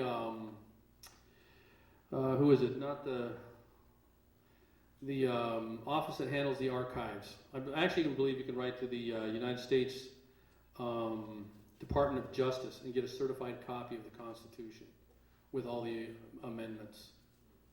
Now, using the 13th Amendment, you can just take a judge off the bench because most judges are members of the bar, and the bar is based on the English, right? Yes, it's British accredited Regency. You can remove them because they have an improper affiliation. Okay? Yes, you can do that. The thing is this, here's what I want to back up 2 steps with. You can be right on that, but until you get a force of people affecting it in the courts, it's a tough battle by yourself. And if you try to deal with just once with a rare situation, they will eat you alive. And you have to know how to, there's always how you deal with what you do in court and then how you deal with things on the backside. That's what you want to know. Okay? So we'll do more about that. Now, where do we leave off? Because I got to get through this. The courts across the street. Oh yeah, sheriff. Yeah, the sheriff's deputies would not come across the street because they are actually agents of the court. And if they come across the street and accost me, then, and you guys are going to be the first ones in the country who get to see this wonderful little thing I've been working on, which is done, which has been stolen from me. Okay? Yeah. better not be on the internet.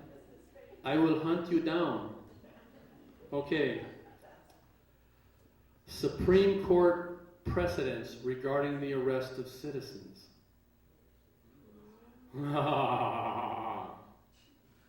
The Supreme Court has held that the officer has no right, notice it says officer, because offices are boxes. They operate, officers live within them and function in there, and they have official capacity but no authority. They are not authors. They have limited delegated authority. The Supreme Court has held that the officer has no right to arrest a citizen unless certain procedures, constitutional protections, are adhered to. What does that mean? Pursuant to Article 4 of the Bill of Rights, specific to the Constitution of the United States, that a warrant has to be issued under oath of office of some official that you can be arrested, stating the person and property to be seized. Article 4 of the Bill of Rights. Article 4, specific to the Bill of Rights of the Federal Constitution. It says this: the right of the people to be secure in their persons, houses, papers, and effects against unreasonable searches and seizures shall not be violated. Did you hear that? Shall not be violated. And no warrant shall issue but upon probable cause, supported by oath or affirmation of office, and particularly describing the places to be searched and the persons or things to be seized. How many times do the police violate their oaths and break the law when they arrest somebody without what we call due process of law? Is that a crime? It is a crime. Read Title 18 of the U.S. Code. Yes? Does that apply if you were on the court grounds too? Yes. I have the right. Okay, now I'm going to read something else. Yeah, I'll answer your question real quick. What grounds I have to arrest you at the courthouse? If they make the claim. Now remember this is unlawful. Okay? You have the right, pursuant to Article 4, 5, and 9, to do whatever is necessary to defend and protect your life, your liberty, and your property. If they do not produce a lawful warrant, they have no authority to touch you. If they do, they have committed a crime. The Supreme Court has ruled in State versus Robinson, an illegal arrest, one without a warrant, is an assault and battery upon the citizen. The person so attempted to be restrained of his liberty has the same right to use force in defending himself as he would in repelling an assault and battery of another citizen or party.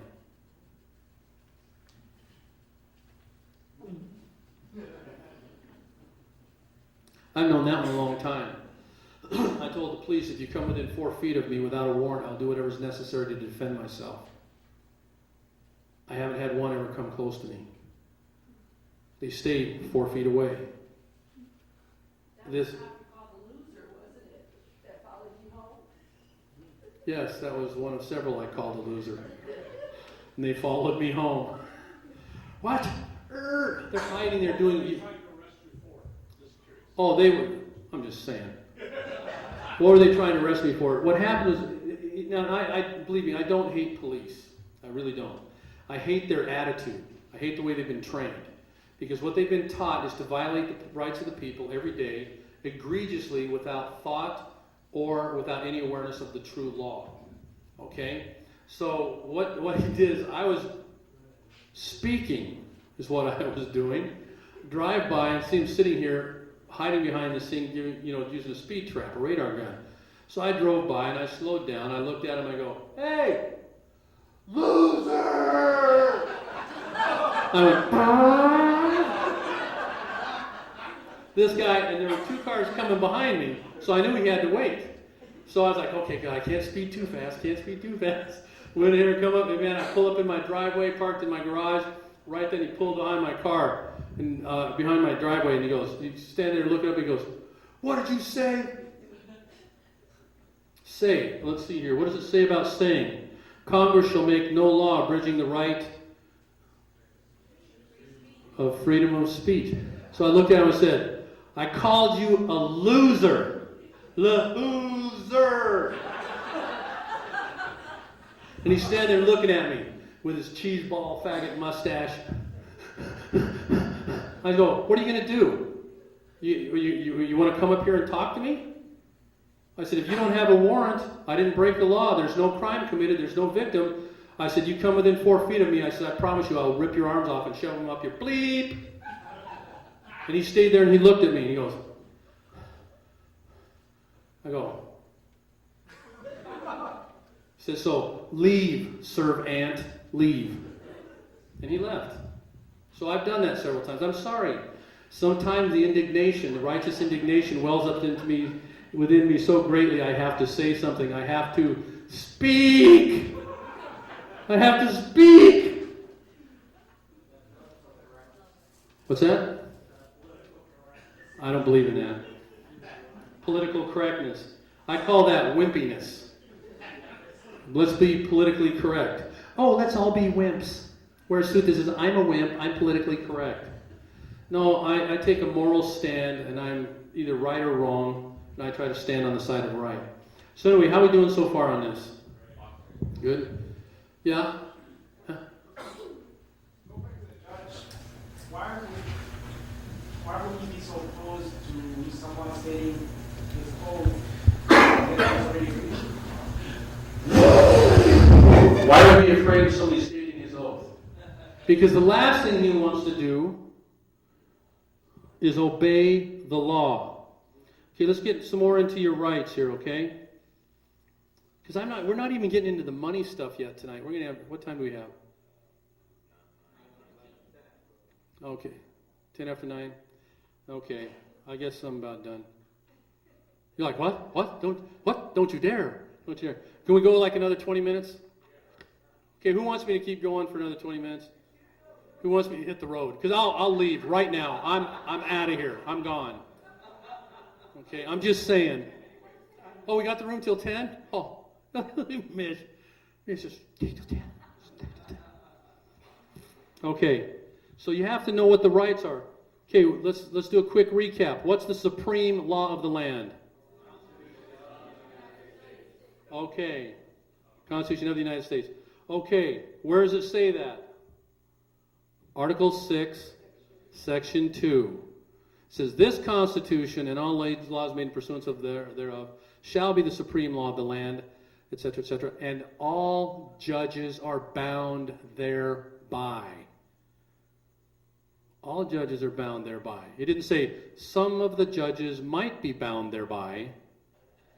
They might go by and by. It says all judges are bound thereby, and anything in any state constitution to the contrary, or any state constitution or law to the contrary, notwithstanding.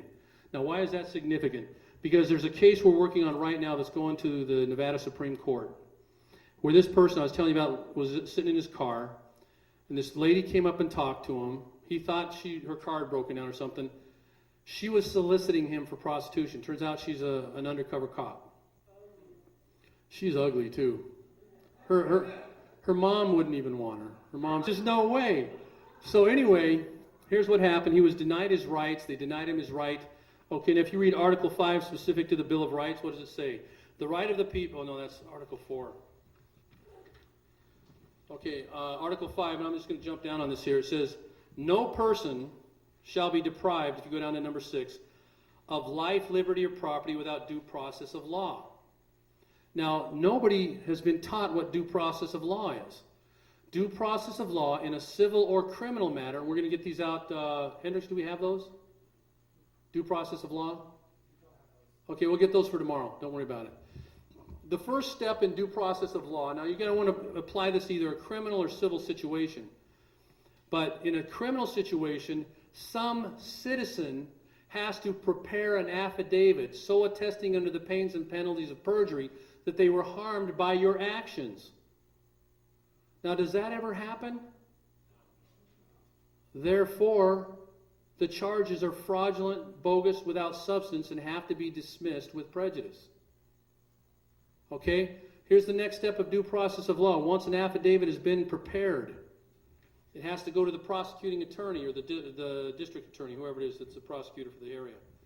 and he has to review the affidavit, compare it to the laws to make sure that there might be a valid claim. His next step is to contact the accused and ask them to rebut the charge by their own affidavit. That's due process of law. Now, does that happen? No. The prostituting attorney swore an oath. Yes, you heard that correctly. Swore an oath specific to Article 20, Section 3 of the California State Constitution, according to my main man over there. Swore an oath. The prosecuting attorney, I can't even say that right. Those guys, they swore an oath to make sure that your rights are protected in all aspects of the proceedings. That's how we make sure everybody's protected. But they say, no, prosecute everything. Just prosecute everything.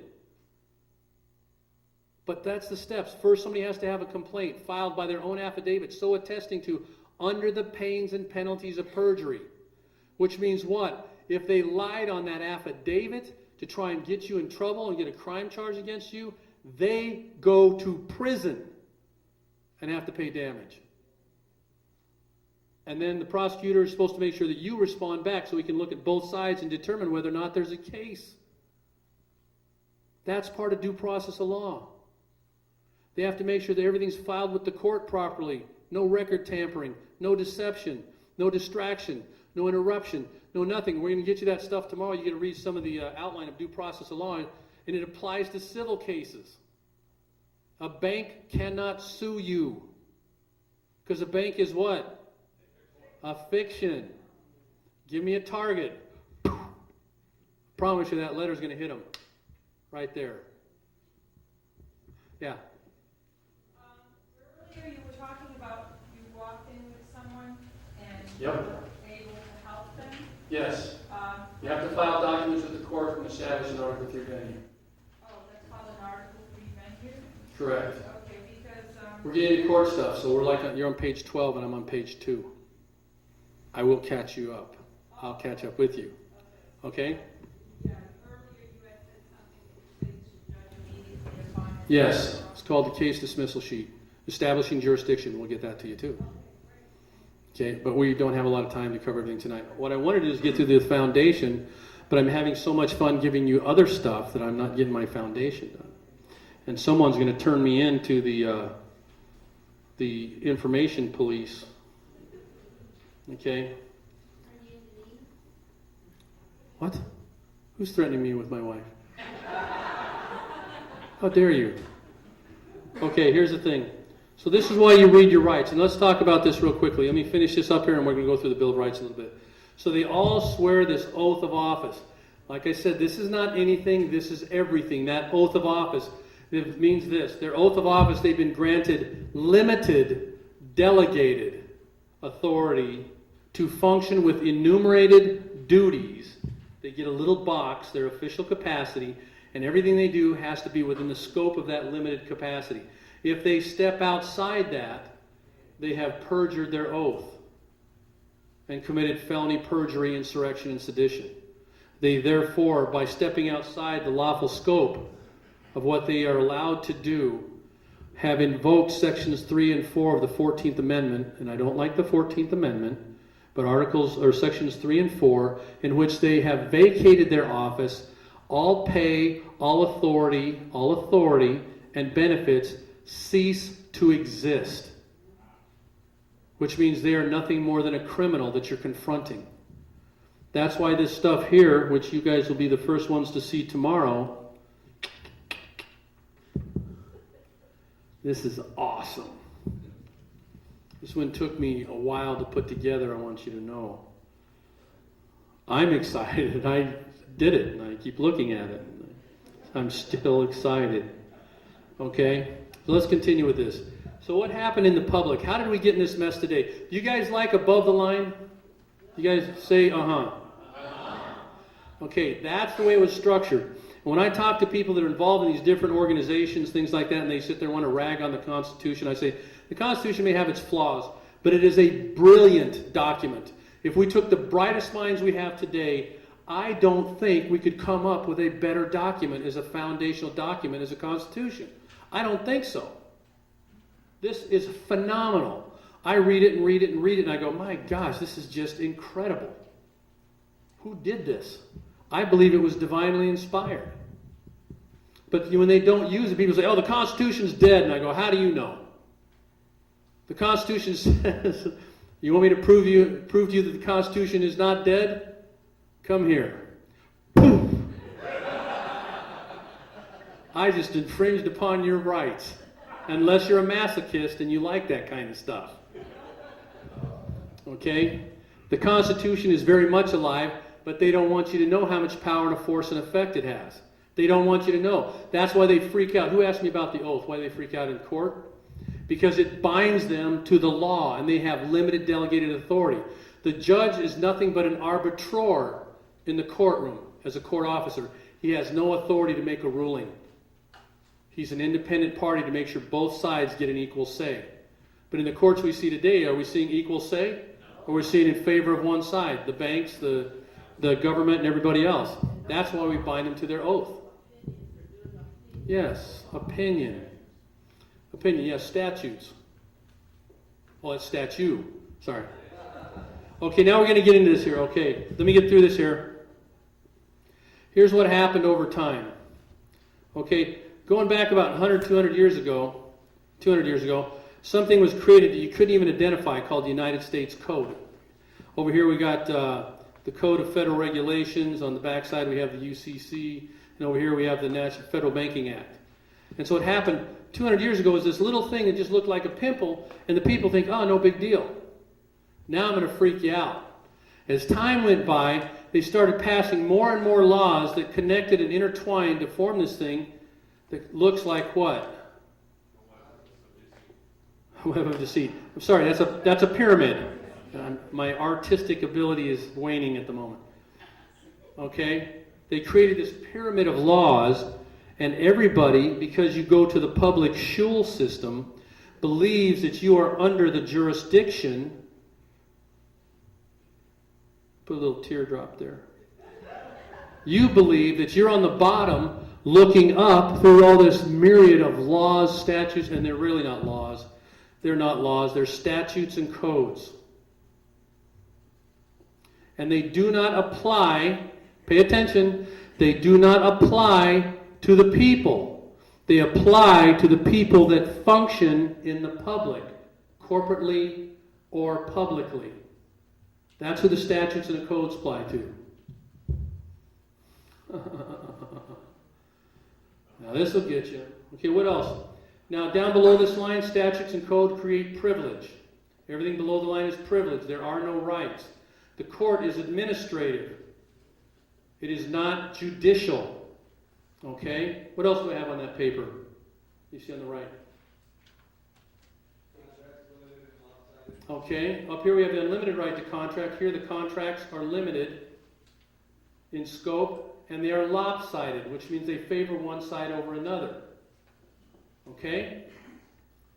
And I'll just kind of keep going. Everything down here, you function in fear. Everything's designed to create a propaganda that puts you in a mode of fear. You're afraid of every statute of code. You're afraid every time you see the police. You're afraid if the IRS writes you a letter. You're afraid, you're afraid, you're afraid, you're afraid, you're afraid. And they have been pretty darn effective, haven't they? How many people are afraid to go to court? Yeah, be honest. Raise your hand. I'm not anymore. Obviously. I just walk in like this. Hey, man, what's happening? Arrest that man. I'm speaking. That's Article 1, specific to the Bill of Rights, the Federal Constitution. That's my unlimited, my unalienable right. I can speak.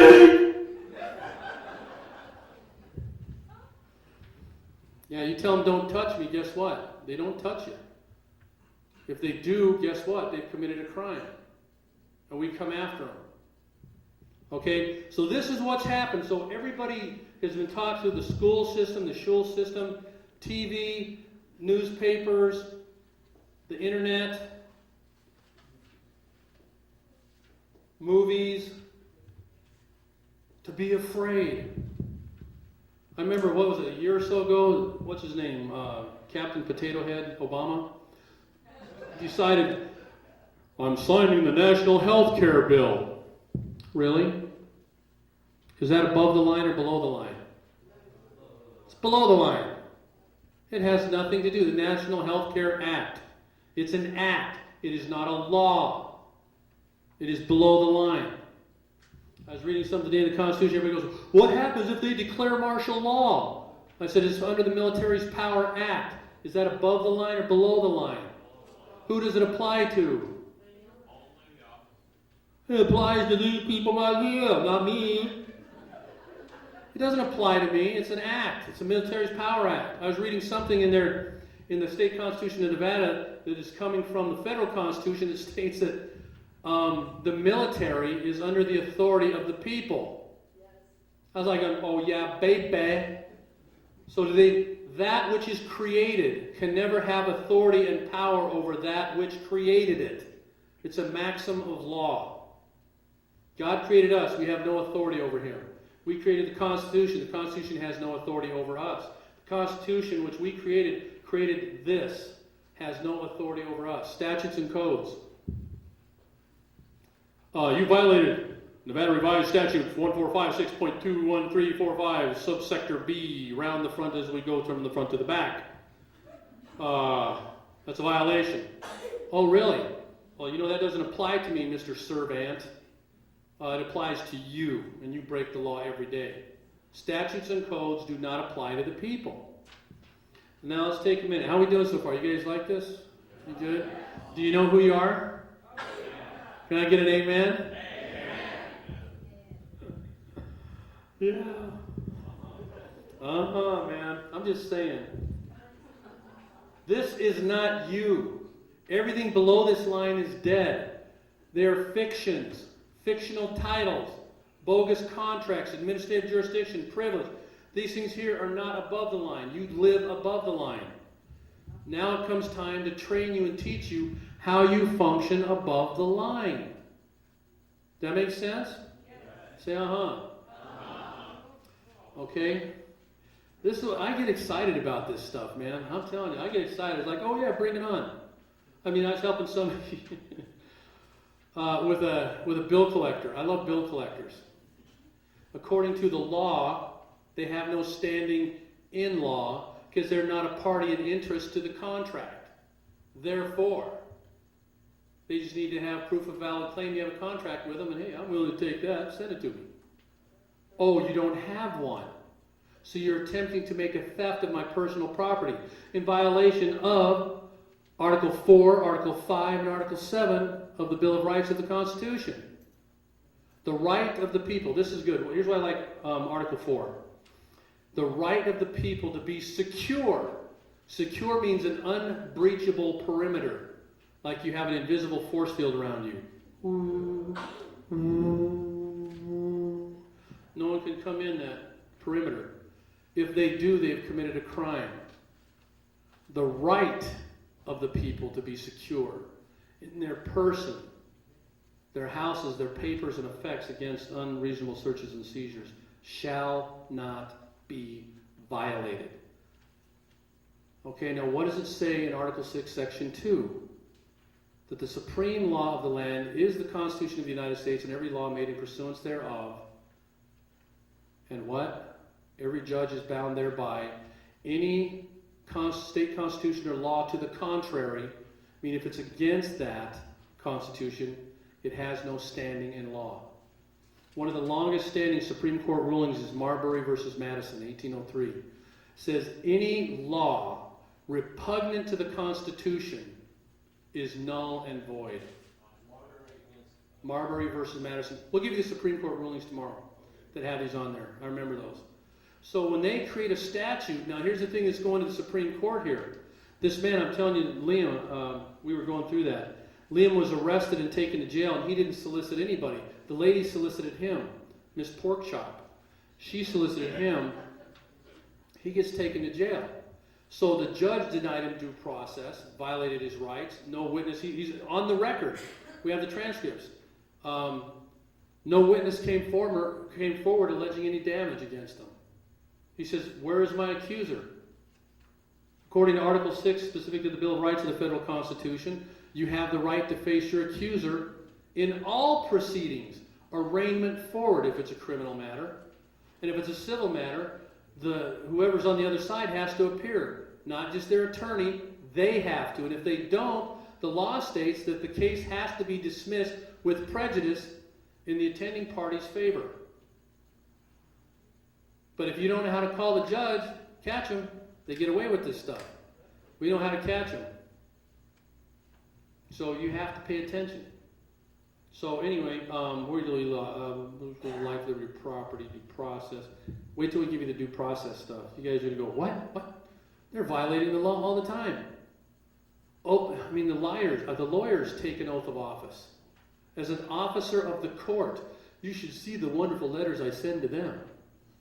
You claim to be an attorney, comma, an officer of the court, yet you have provided no lawful proof that you in fact have that authority, that limited delegated authority granted by the people. I demand a certified copy of your oath of office, copy of all bonds you're required to have by law to function in that capacity, as well as a copy of your malpractice insurance. If you refuse or fail to provide these to me, then you either do not have these or you're acting as an imposter and are committing crimes against the people. In this instant matter, me. Number 2, due process of law here. You claim that you are an agent or representative of so-and-so, yet you have provided no lawful proof that you in fact have their permission and authority to function as their agent. Therefore, I demand a certified, notarized corporate resolution or affidavit from some officer that has the authority to grant permission to someone to act as their agent. If you do not provide this, then you are putting fraud upon myself and the court and committing numerous crimes against the people, in this instant matter, me. You have no authority to act outside the limited scope of your authority, blah, blah, blah, blah, blah. You have 30 days to respond to me. If you do not, you acquiesce and agree to everything I stated within this letter, and it cannot be rebutted or argued at any court in this land. Thank you very much. Respectfully submitted, American citizen, all rights reserved. They're like going, no one ever writes me back. I've written so many letters. No one has written me back. That means they've all acquiesced and agreed to the violation of the rights they committed against me, or whoever we're helping. Then we send them the affidavit. Now I'll tell you, according to the Federal Rules of Evidence 201, any statement in any letter that goes unresponded to stands as truth, fact, and evidence in any court and cannot be argued or rebutted. Otherwise, the party attempting to do so is putting fraud upon the court and is to be sanctioned and fined. And the affidavit comes right behind that. It says, since you did not respond to my letter, these are the charges you've agreed to. And they don't write back on that either. Okay, according to the Federal Rules of Evidence 901, any statement made in an affidavit that goes unresponded and unrebutted stands as truth, fact, and evidence in any court. It cannot be rebutted or argued. When you see the things we write, I'm going to tell you, there is no question that they broke the law. Okay, now we're going to talk tomorrow about subject matter versus rights violations, because in court they want to get you to argue subject matter, not rights violations. Did you run the stoplight? That's not a crime. The crime is when you stopped me, demanded information from me, but you have no authority to write. Because what does it say in Article 4? The right of the people to be secure in their person, their houses, their papers, and effects against unreasonable searches and seizures shall not be violated. They have no right to ask you anything. How many people know this? Let's talk about living above the line. Do you think above the line you're required to have a driver's license? No. Why do you think I don't have one? Mr. Gutierrez, do you have a driver's license?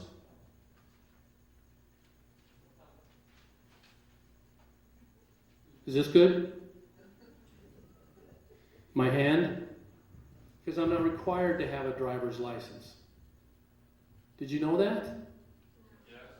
Yes? You're not driving, you're operating a private motor vehicle. I'm transporting myself as lawfully allowed by the means common of the man of the day. It's your right to travel. It's my right and my left to travel. Okay, that's it. Okay, essay. Or LA. Okay, so, but see, most people don't know this. Now, here's the thing, is what I did is that when we started teaching this, I said, well, you know what? If I really believe in this, then I'm going to have to start living this. Otherwise, I'm a hypocrite and a liar. So, last year on my birthday, I let my driver's license expire. And I've been, way to go, Mo. And I've been pulled over a couple times, and I don't have a driver's license. They say, they let me go every time. Because I'm not required to have one. I said, can you produce the law? Well, according to the revised statute, I says, no, that's a statute and code that applies to people that function in the public, that operate commercially to transport goods and services on the road. You're on a traffic stop. Objection!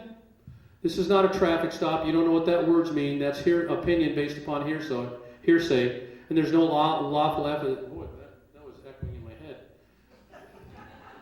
There's no lawful evidence. Whoa. Okay, there's no lawful proof and evidence to support their claim. In court, we say it like this.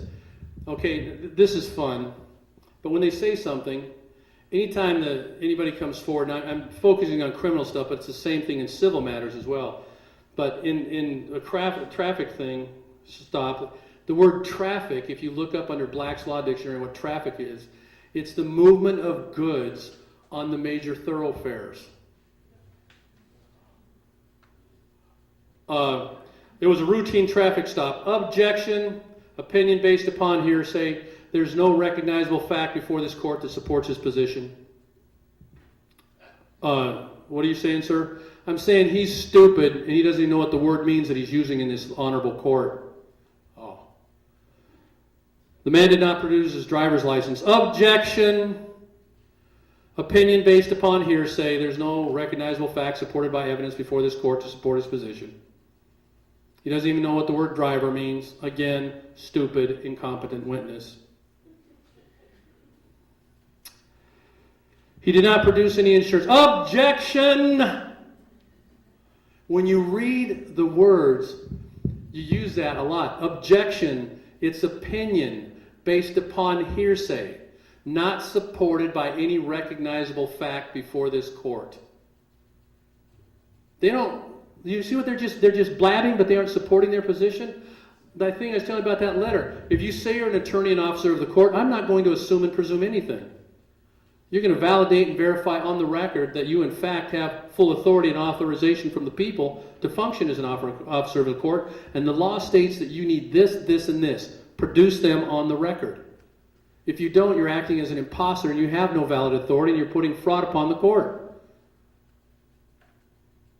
Boy, it got quiet.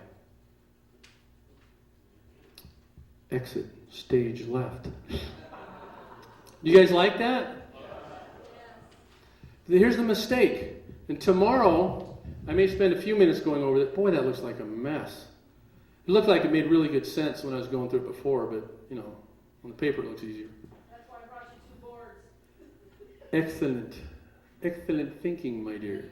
Flip them over because they're right on the other side. 4 sides. It's an intersection.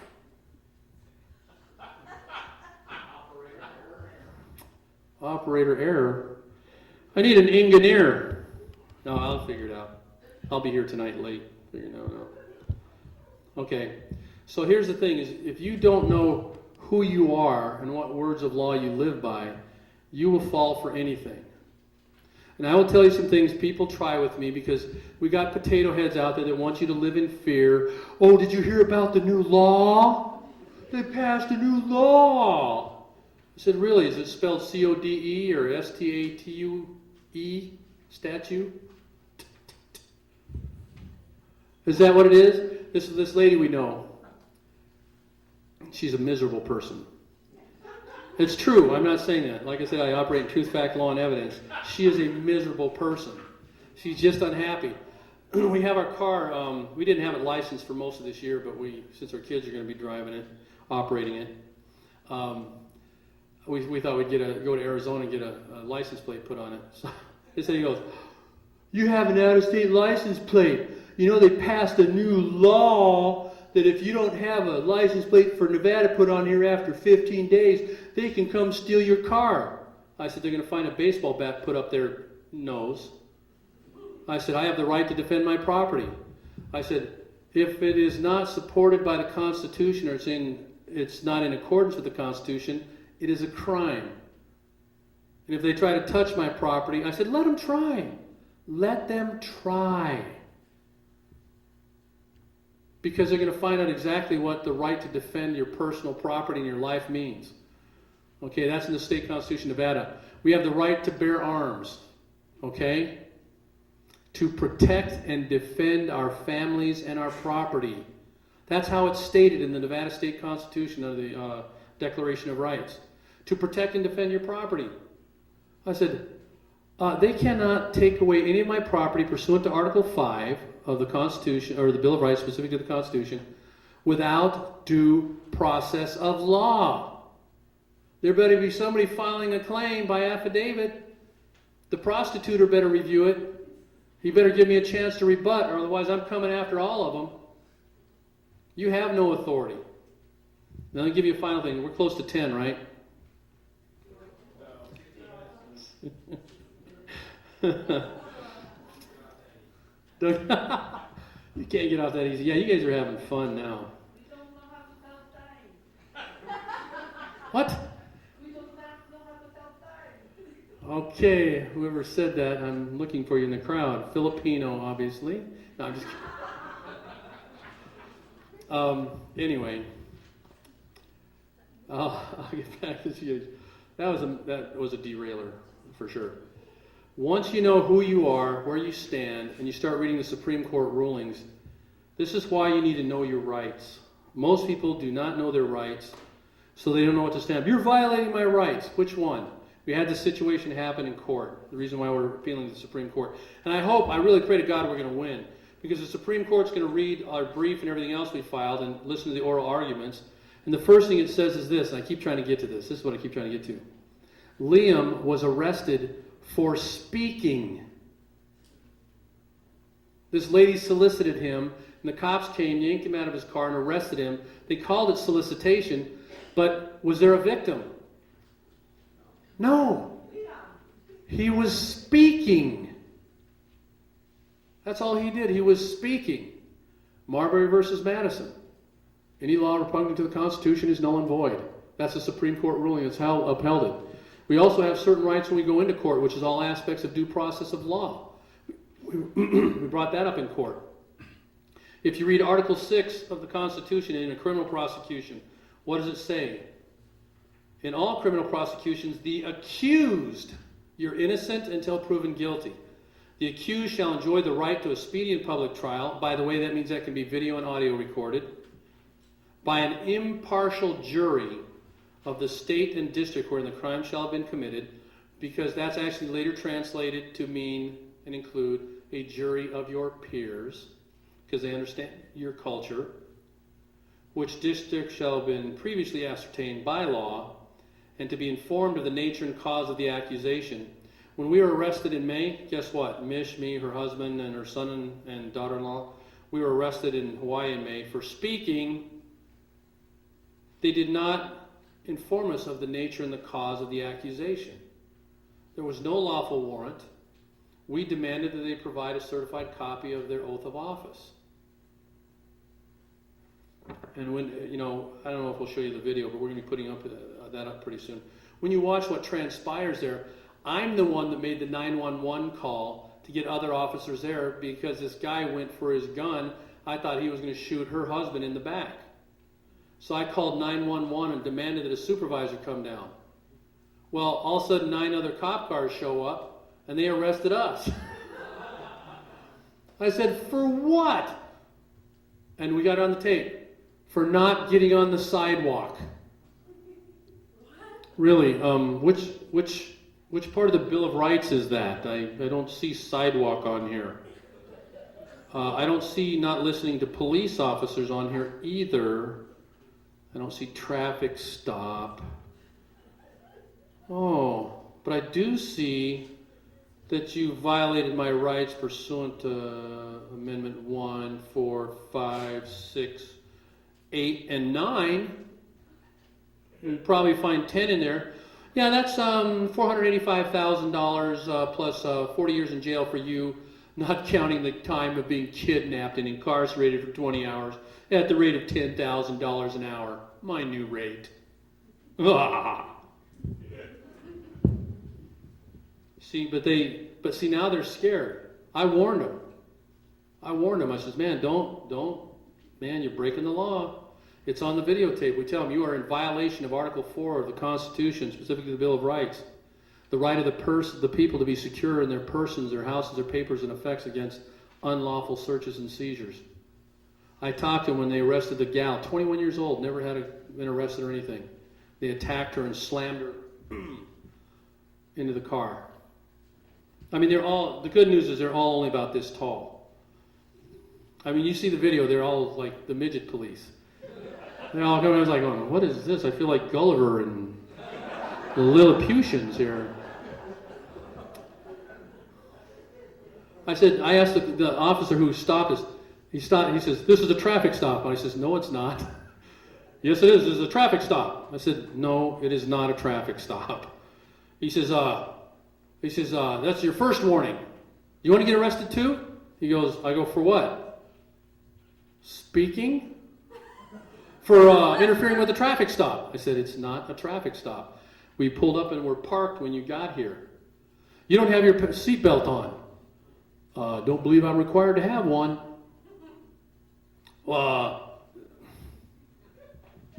He looked dumber by the minute. You don't even know who you work for. Yes, I do. I work for the state of Hawaii. I said, no, you don't. You work for the people of the state of Hawaii. And I says, here's some of them right here. They're not very happy with you.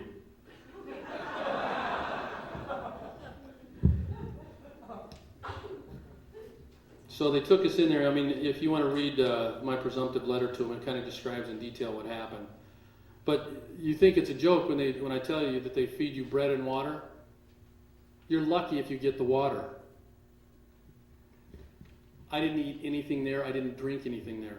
You turn on the spigot and the water that came out looked powdery white. What's in the water? That's good to drink. I said, hey, officer, why don't you have as much as you want? I said, when your ear starts turning green, then I'll maybe think about it. Okay, so that's in criminal procedures. You have the right to be confronted by your witnesses against them. We've been in 4 proceedings. We've got our 5th arraignment coming up in November. Our 5th. You're only supposed to get 1. It's a new world record. Yay! Our 5th arraignment. Because when we walk into court, it's not a constitutionally compliant court. And they say, how do you plead? With all due respect, sir, I cannot make a plea. This court does not have jurisdiction over me. The court will enter a plea of not guilty for the defendant. Objection! You have no authority to step down off the bench and act as my counsel and make a plea for me. You are making this court constitutionally defective and therefore without lawful... boy, this thing's just like bouncing off my head. Without any perceived lawful jurisdiction, you have no authority to proceed. Any and all rulings that you make are null and void. But if he pleads on your behalf, he became surety for the defendant at that point. Well, he can't make a plea. If you accept it, then he got away with it. Our attitude is this: is that we do not consent to anything. We challenge everything because we're dealing with evil in there.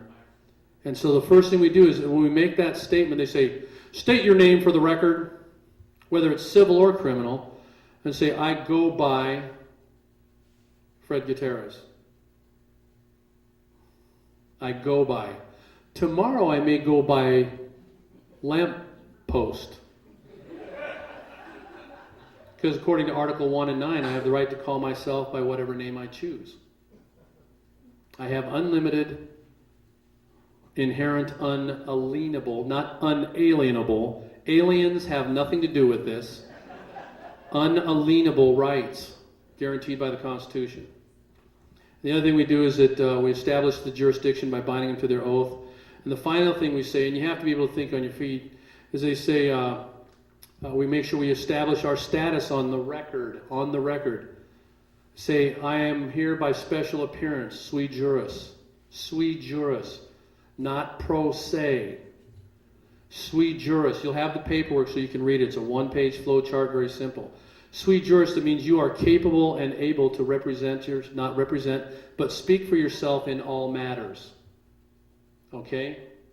I'm here, sui juris, special appearance, as a living, breathing, sentient human being, sovereign American citizen on the land, claiming and exercising all of my inherent, unlimited, unalienable, constitutionally guaranteed rights, and my name properly and lawfully spelled in upper and lowercase letters. Does anybody object to my statement? We had the judge in one case say, I object. You can't object. You're the judge. It's the opposing counsel that has the right to object. You're saying that I'm not a living, breathing, sentient being, sovereign American citizen, then what am I? A corporate fiction? So you establish your jurisdiction, and then if it's a criminal, then you move for dismissal. Okay, and we'll tell you how to do that stuff too. I don't care whether it's traffic or anything. If you read Article 5 of the Bill of Rights, pursuant to the Constitution, it says, what? No person shall be deprived of life, liberty, your freedom of movement, or property. Pursuit of happiness is in the Declaration. That's kind of like the catch-all, but you're right. Or property without due process of law and a trial by a jury, whether it's criminal or civil. If you read Article 7 of the Constitution, in matters in common law that exceed $20, the right to trial by jury shall be preserved. That's due process of law. How many people have been foreclosed on that did not get a trial by jury? There you go. Why do they want? They don't want you to have due process of law. Because a jury of 12 is going to be sitting there listening to both sides of the argument, which we defeat in like 5 simple questions. And the jury's going to go, no, give them their house, it's theirs. You committed fraud. You stole everything. We're going to burn you alive at the stake. Okay? That's Amendment 6. Amendment 7. This is all due process of law stuff. And when you get to Article 8, I like 8. It says, if you ever get arrested or put in jail, it says, excessive bail shall not be required, nor excessive fines imposed, nor cruel and unusual punishment inflicted. When we were put in jail that day, when I got to that night, they gave us 8 pieces of ravioli, 2 pieces of bread, and half a cup of water. That was din-din, which I did not eat. I said, no, I don't trust this stuff. I said, you guys hungry? They put me in an 8-foot by 10-foot cell with 3 other men. Okay? I let them have the food. And there wasn't enough room for us all to lay down, so I sat on the floor until 5 o'clock in the morning, and there's a whole bunch of other things that happened during that time, but 5 o'clock in the morning, some guy comes down the hall and yells, breakfast! Opens up this little flip-down window and hands out 2 pieces of bread for each person. That's it. Laughing. Sticks his nasty little hand in there and puts 2 for here, 2 for here. I said, no thanks, I don't want any. That was breakfast. 6 hours later, they come back and they say, oh, it's lunchtime. And what do they give us for lunch? Which I didn't eat. Oh, yeah, a cup of noodles, 2 more pieces of bread, and 4 ounces of water. That was lunch. Does that sound like cruel and unusual punishment? Okay. Our fines, our bail. It took them, I forget how many hours after they arrested us, to come up with a charge. I know. Warts get better treatment than we got. I mean, you know. So that's Article 8. Now my favorite amendment is Article 9. The enumeration in the Constitution of certain rights shall not be construed to deny or disparage other rights retained by the people. Which means you have the unlimited rights to do anything that you want, so long as it does not infringe upon the rights of any of the other people. Whatever you want. And now, and just so you know, And I like to bring this up because it's something that morally I am not in support of and I don't participate in. Okay? Marijuana. I don't smoke it, I don't grow it, I have nothing to do with it. But if it's somebody's desire to, it's their right, so long as they do it in a way that does not infringe upon other people's rights. And so when this guy got arrested September 3rd, they were evicting him from his house. They came in and they found, I think it was, somebody described this to me as the mother of all pot plants, which I can't imagine because I don't know what it looks like anyway. They came in and arrested him for felony possession. Every single one of these people, these sheriff's deputies, which there were a number of them, like 12 to 15, he was reading them, each one of them he read, pursuant to Article 4 of the Federal Constitution, specific to the Bill of Rights, I have the right to be secure in my person, my home, my papers, and effects against unreasonable searches and seizures, and this shall not be violated. You're violating my rights.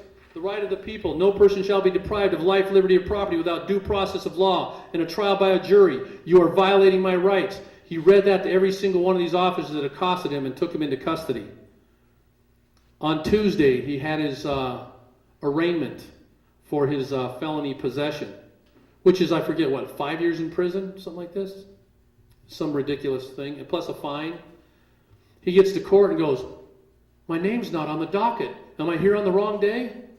Oh no, the prosecutor already had a meeting. They withdrew the case. Now, it wasn't just because of what he read. It's because of what's been happening over in the islands the last 5 months, because of what we've been doing. We got arrested. I let all those officers know. They thought I was playing games with them until they got those first letters. And let me tell you what we've done. We've got our 5th arraignment coming up. And here's what we've done. The judges, first of all, said, don't you want to accept an attorney? An attorney's gone to college and studied law. Objection. Hearsay. It's opinion based upon hearsay. There's no recognizable fact before this court that supports that position. And then, so they were doing this to us. And our first, when we had the judge so rattled, true story, our first arraignment, the judge could not speak anymore. She was like, and the bailiff was having to say, translate, the court is now in recess. This case will be remanded to district court, a high-level court. The defendants have requested trial by jury, blah, blah, blah, blah, blah, this, that, and everything. And she's like, this court is in recess. I was like, did anybody understand anything? We had witnesses there. Nobody understood what she said. Then we went to the next hearing. Okay, we went to the next hearing. Our next arraignment and plea. They actually told us that we were scheduled for trial. And I filed a bunch of documents basically stating this, a motion for continuance, because 11 days is not ample time to ample time to prepare a lawful and proper defense. We need at least 60 days. And I'm objecting to this. Huh? You talking to me? Oh, it's the kids. Tell them I love them. My kids love my jokes. Just saying that. So anyway, the second judge is telling us, the first judge is what she's trying to do is get us all to enter a plea and trying to enter a plea for us, which everybody was properly prepared, objected to her attempting to enter a plea because she has no lawful authority to do that.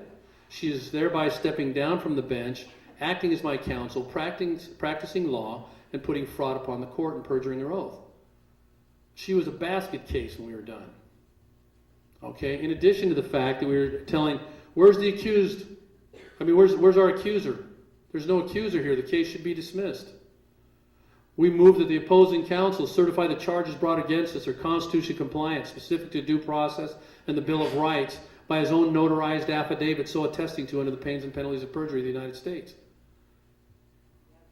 Prosecutor looked like a turtle. He's this little short guy like this. He's like,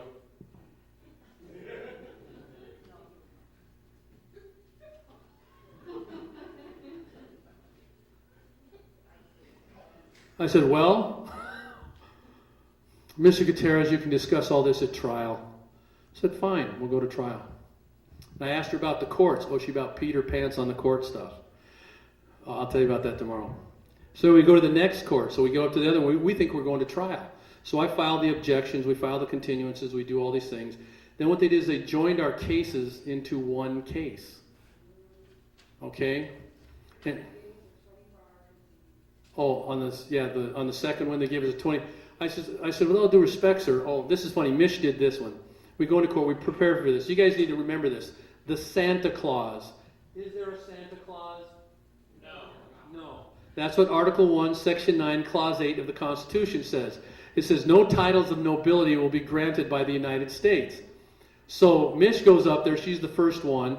And the lady says, she says, well, ma'am, sometimes she says, please address the court properly as your honor.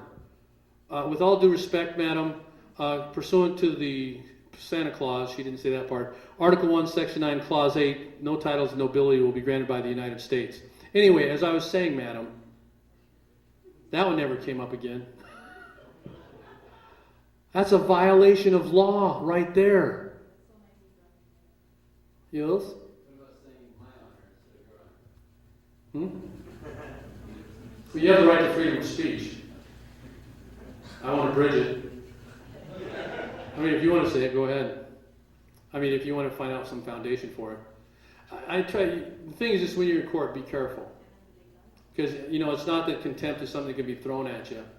But you want to be able to know how to defend yourself when they say something back at you. Because they will test you.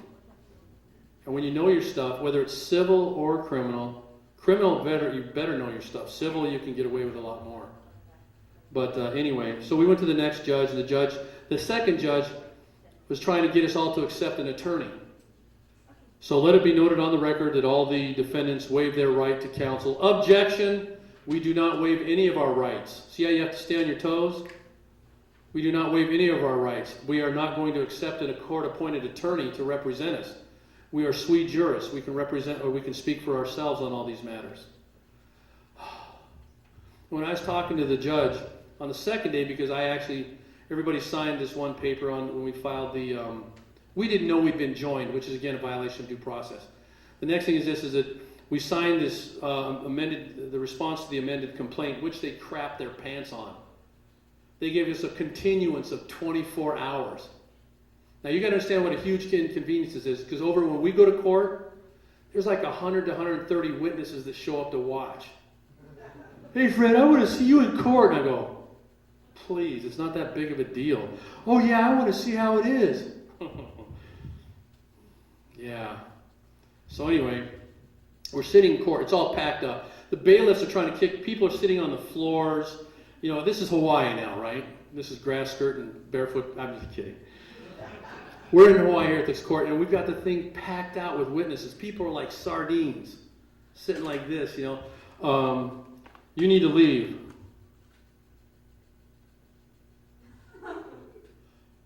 You need to leave.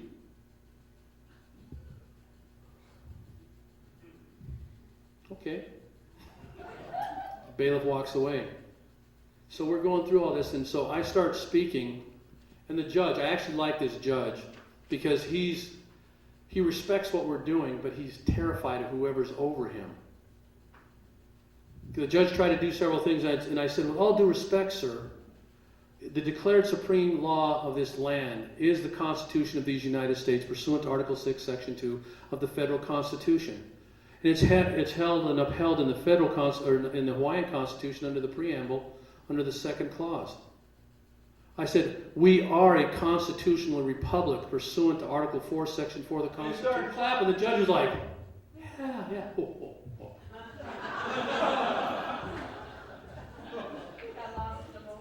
The judge is on. I really like this guy because his head's right. He's like, somebody figured it out. And he enjoyed listening to the things that we were saying. It's not me. I was speaking the supreme law of the land. And this judge had ears for it. Do you believe they really understand it? Yes. I would say the higher level judges do, but they're so bought off. I'm going to say they're bought and paid for. Some of them are right, but I'd say the vast majority, like 99.99999%, are bought off. But the small percentage are. I mean, this particular judge, we went to our fourth arraignment last month, and we had a judge. Here's what they did to us. We were late getting there, but they switched us from one courtroom to another courtroom with another judge and another prosecutor, to another courtroom with another judge, another prosecutor, they're different from the first one, to this other judge, a new judge, and another prosecutor in this other courtroom. We've had 4 prosecuting attorneys. And this judge, they had 4 sheriff deputies in there. We filed a notice with the court. We walk in there. I've already been, it's already been established in precedent and in the hearing that I would speak for our group of independent sovereign American citizens. And I walked up there, stood with Mish, and I said, with all due respect, sir, I said, it's been established in precedent within the case, and we already have a notice filed with the court that I will be speaking as agent for my fellow defendants. You better shut up! I said, sir, you're attempting to abridge my rights of freedom of speech. I'm simply noting to you what's on the record. Shut up, sir! I said, I'm not going to shut up. I said, I'm stating what's already on the record, sir. He says, you are ejected from the court. Now here come all these sheriffs after me, right? I said, fine, I'll go away. I turn around, these sheriffs come up to me, I said, and these guys shove me to the ground. I said, don't touch me. You have no right and no authority to touch me. If you do, you will be purging your oath, and I will be coming against you with the full force and power of the Constitution for you violating my rights. He's like, and here's what he did. What a fag. He went. I said, that's assault. And I walked out of the courtroom and I said, you're bound by your oath, sir. And I walked outside, and there's this little guy with a big, huge gut. Comes the guy and says, you need to shut up and get away from this door. And I go, you need to stop eating so many donuts, and you need to work out. Go on a diet. And so anyway, Mish was up there. She spoke. And unfortunately, Mish was, they expected me to talk, so everybody's off guard a little bit. And so then they call my name and said, Fred Gutierrez, please come forward. Well, that's the guy you just kicked out. Oh, we'll go get him and have him come back. And they removed me again. So I had to have harsh words with Mish. I said, Mish, they're not going to let me speak. I said, you better get it together. Mish was like, okay. Walked in there and did a great job. And so now we have our 5th arraignment. They only have so much time to handle a case. By the way, there's time limits on everything. Okay? If they do not, the federal rules of, what is it? Federal Rule 11B, I think it is? No. 41B? 41. I think it's 41B. It says that they only have 180 days to prosecute a case, and if they can't, they have to administratively dismiss the case. Either one. Actually, civil is shorter time. When you respond to an answer on a complaint, and we have like several of these. I love this. People we know, they got sued. Fred, I got sued. When you get sued, oh man, I gotta stop. Okay, this is the last story. Then we're gonna go. When you get sued, the people freak out. You see court papers showing you, oh, I got sued. Oh, you could have the best day you've ever had in your life, and somebody served papers on you. Oh, right, man, I won the lottery. I got sued. I got sued. You feel like you got leprosy, your family's going to abandon you. People just fall apart when they got sued. And so I said, well, let me look at the documents, let me look at the paperwork, and we'll prepare a response. So in this one particular case, this credit card company, who's not a party in interest, sued this lady, and I went ahead and prepared the document for her and served the answer to their summons.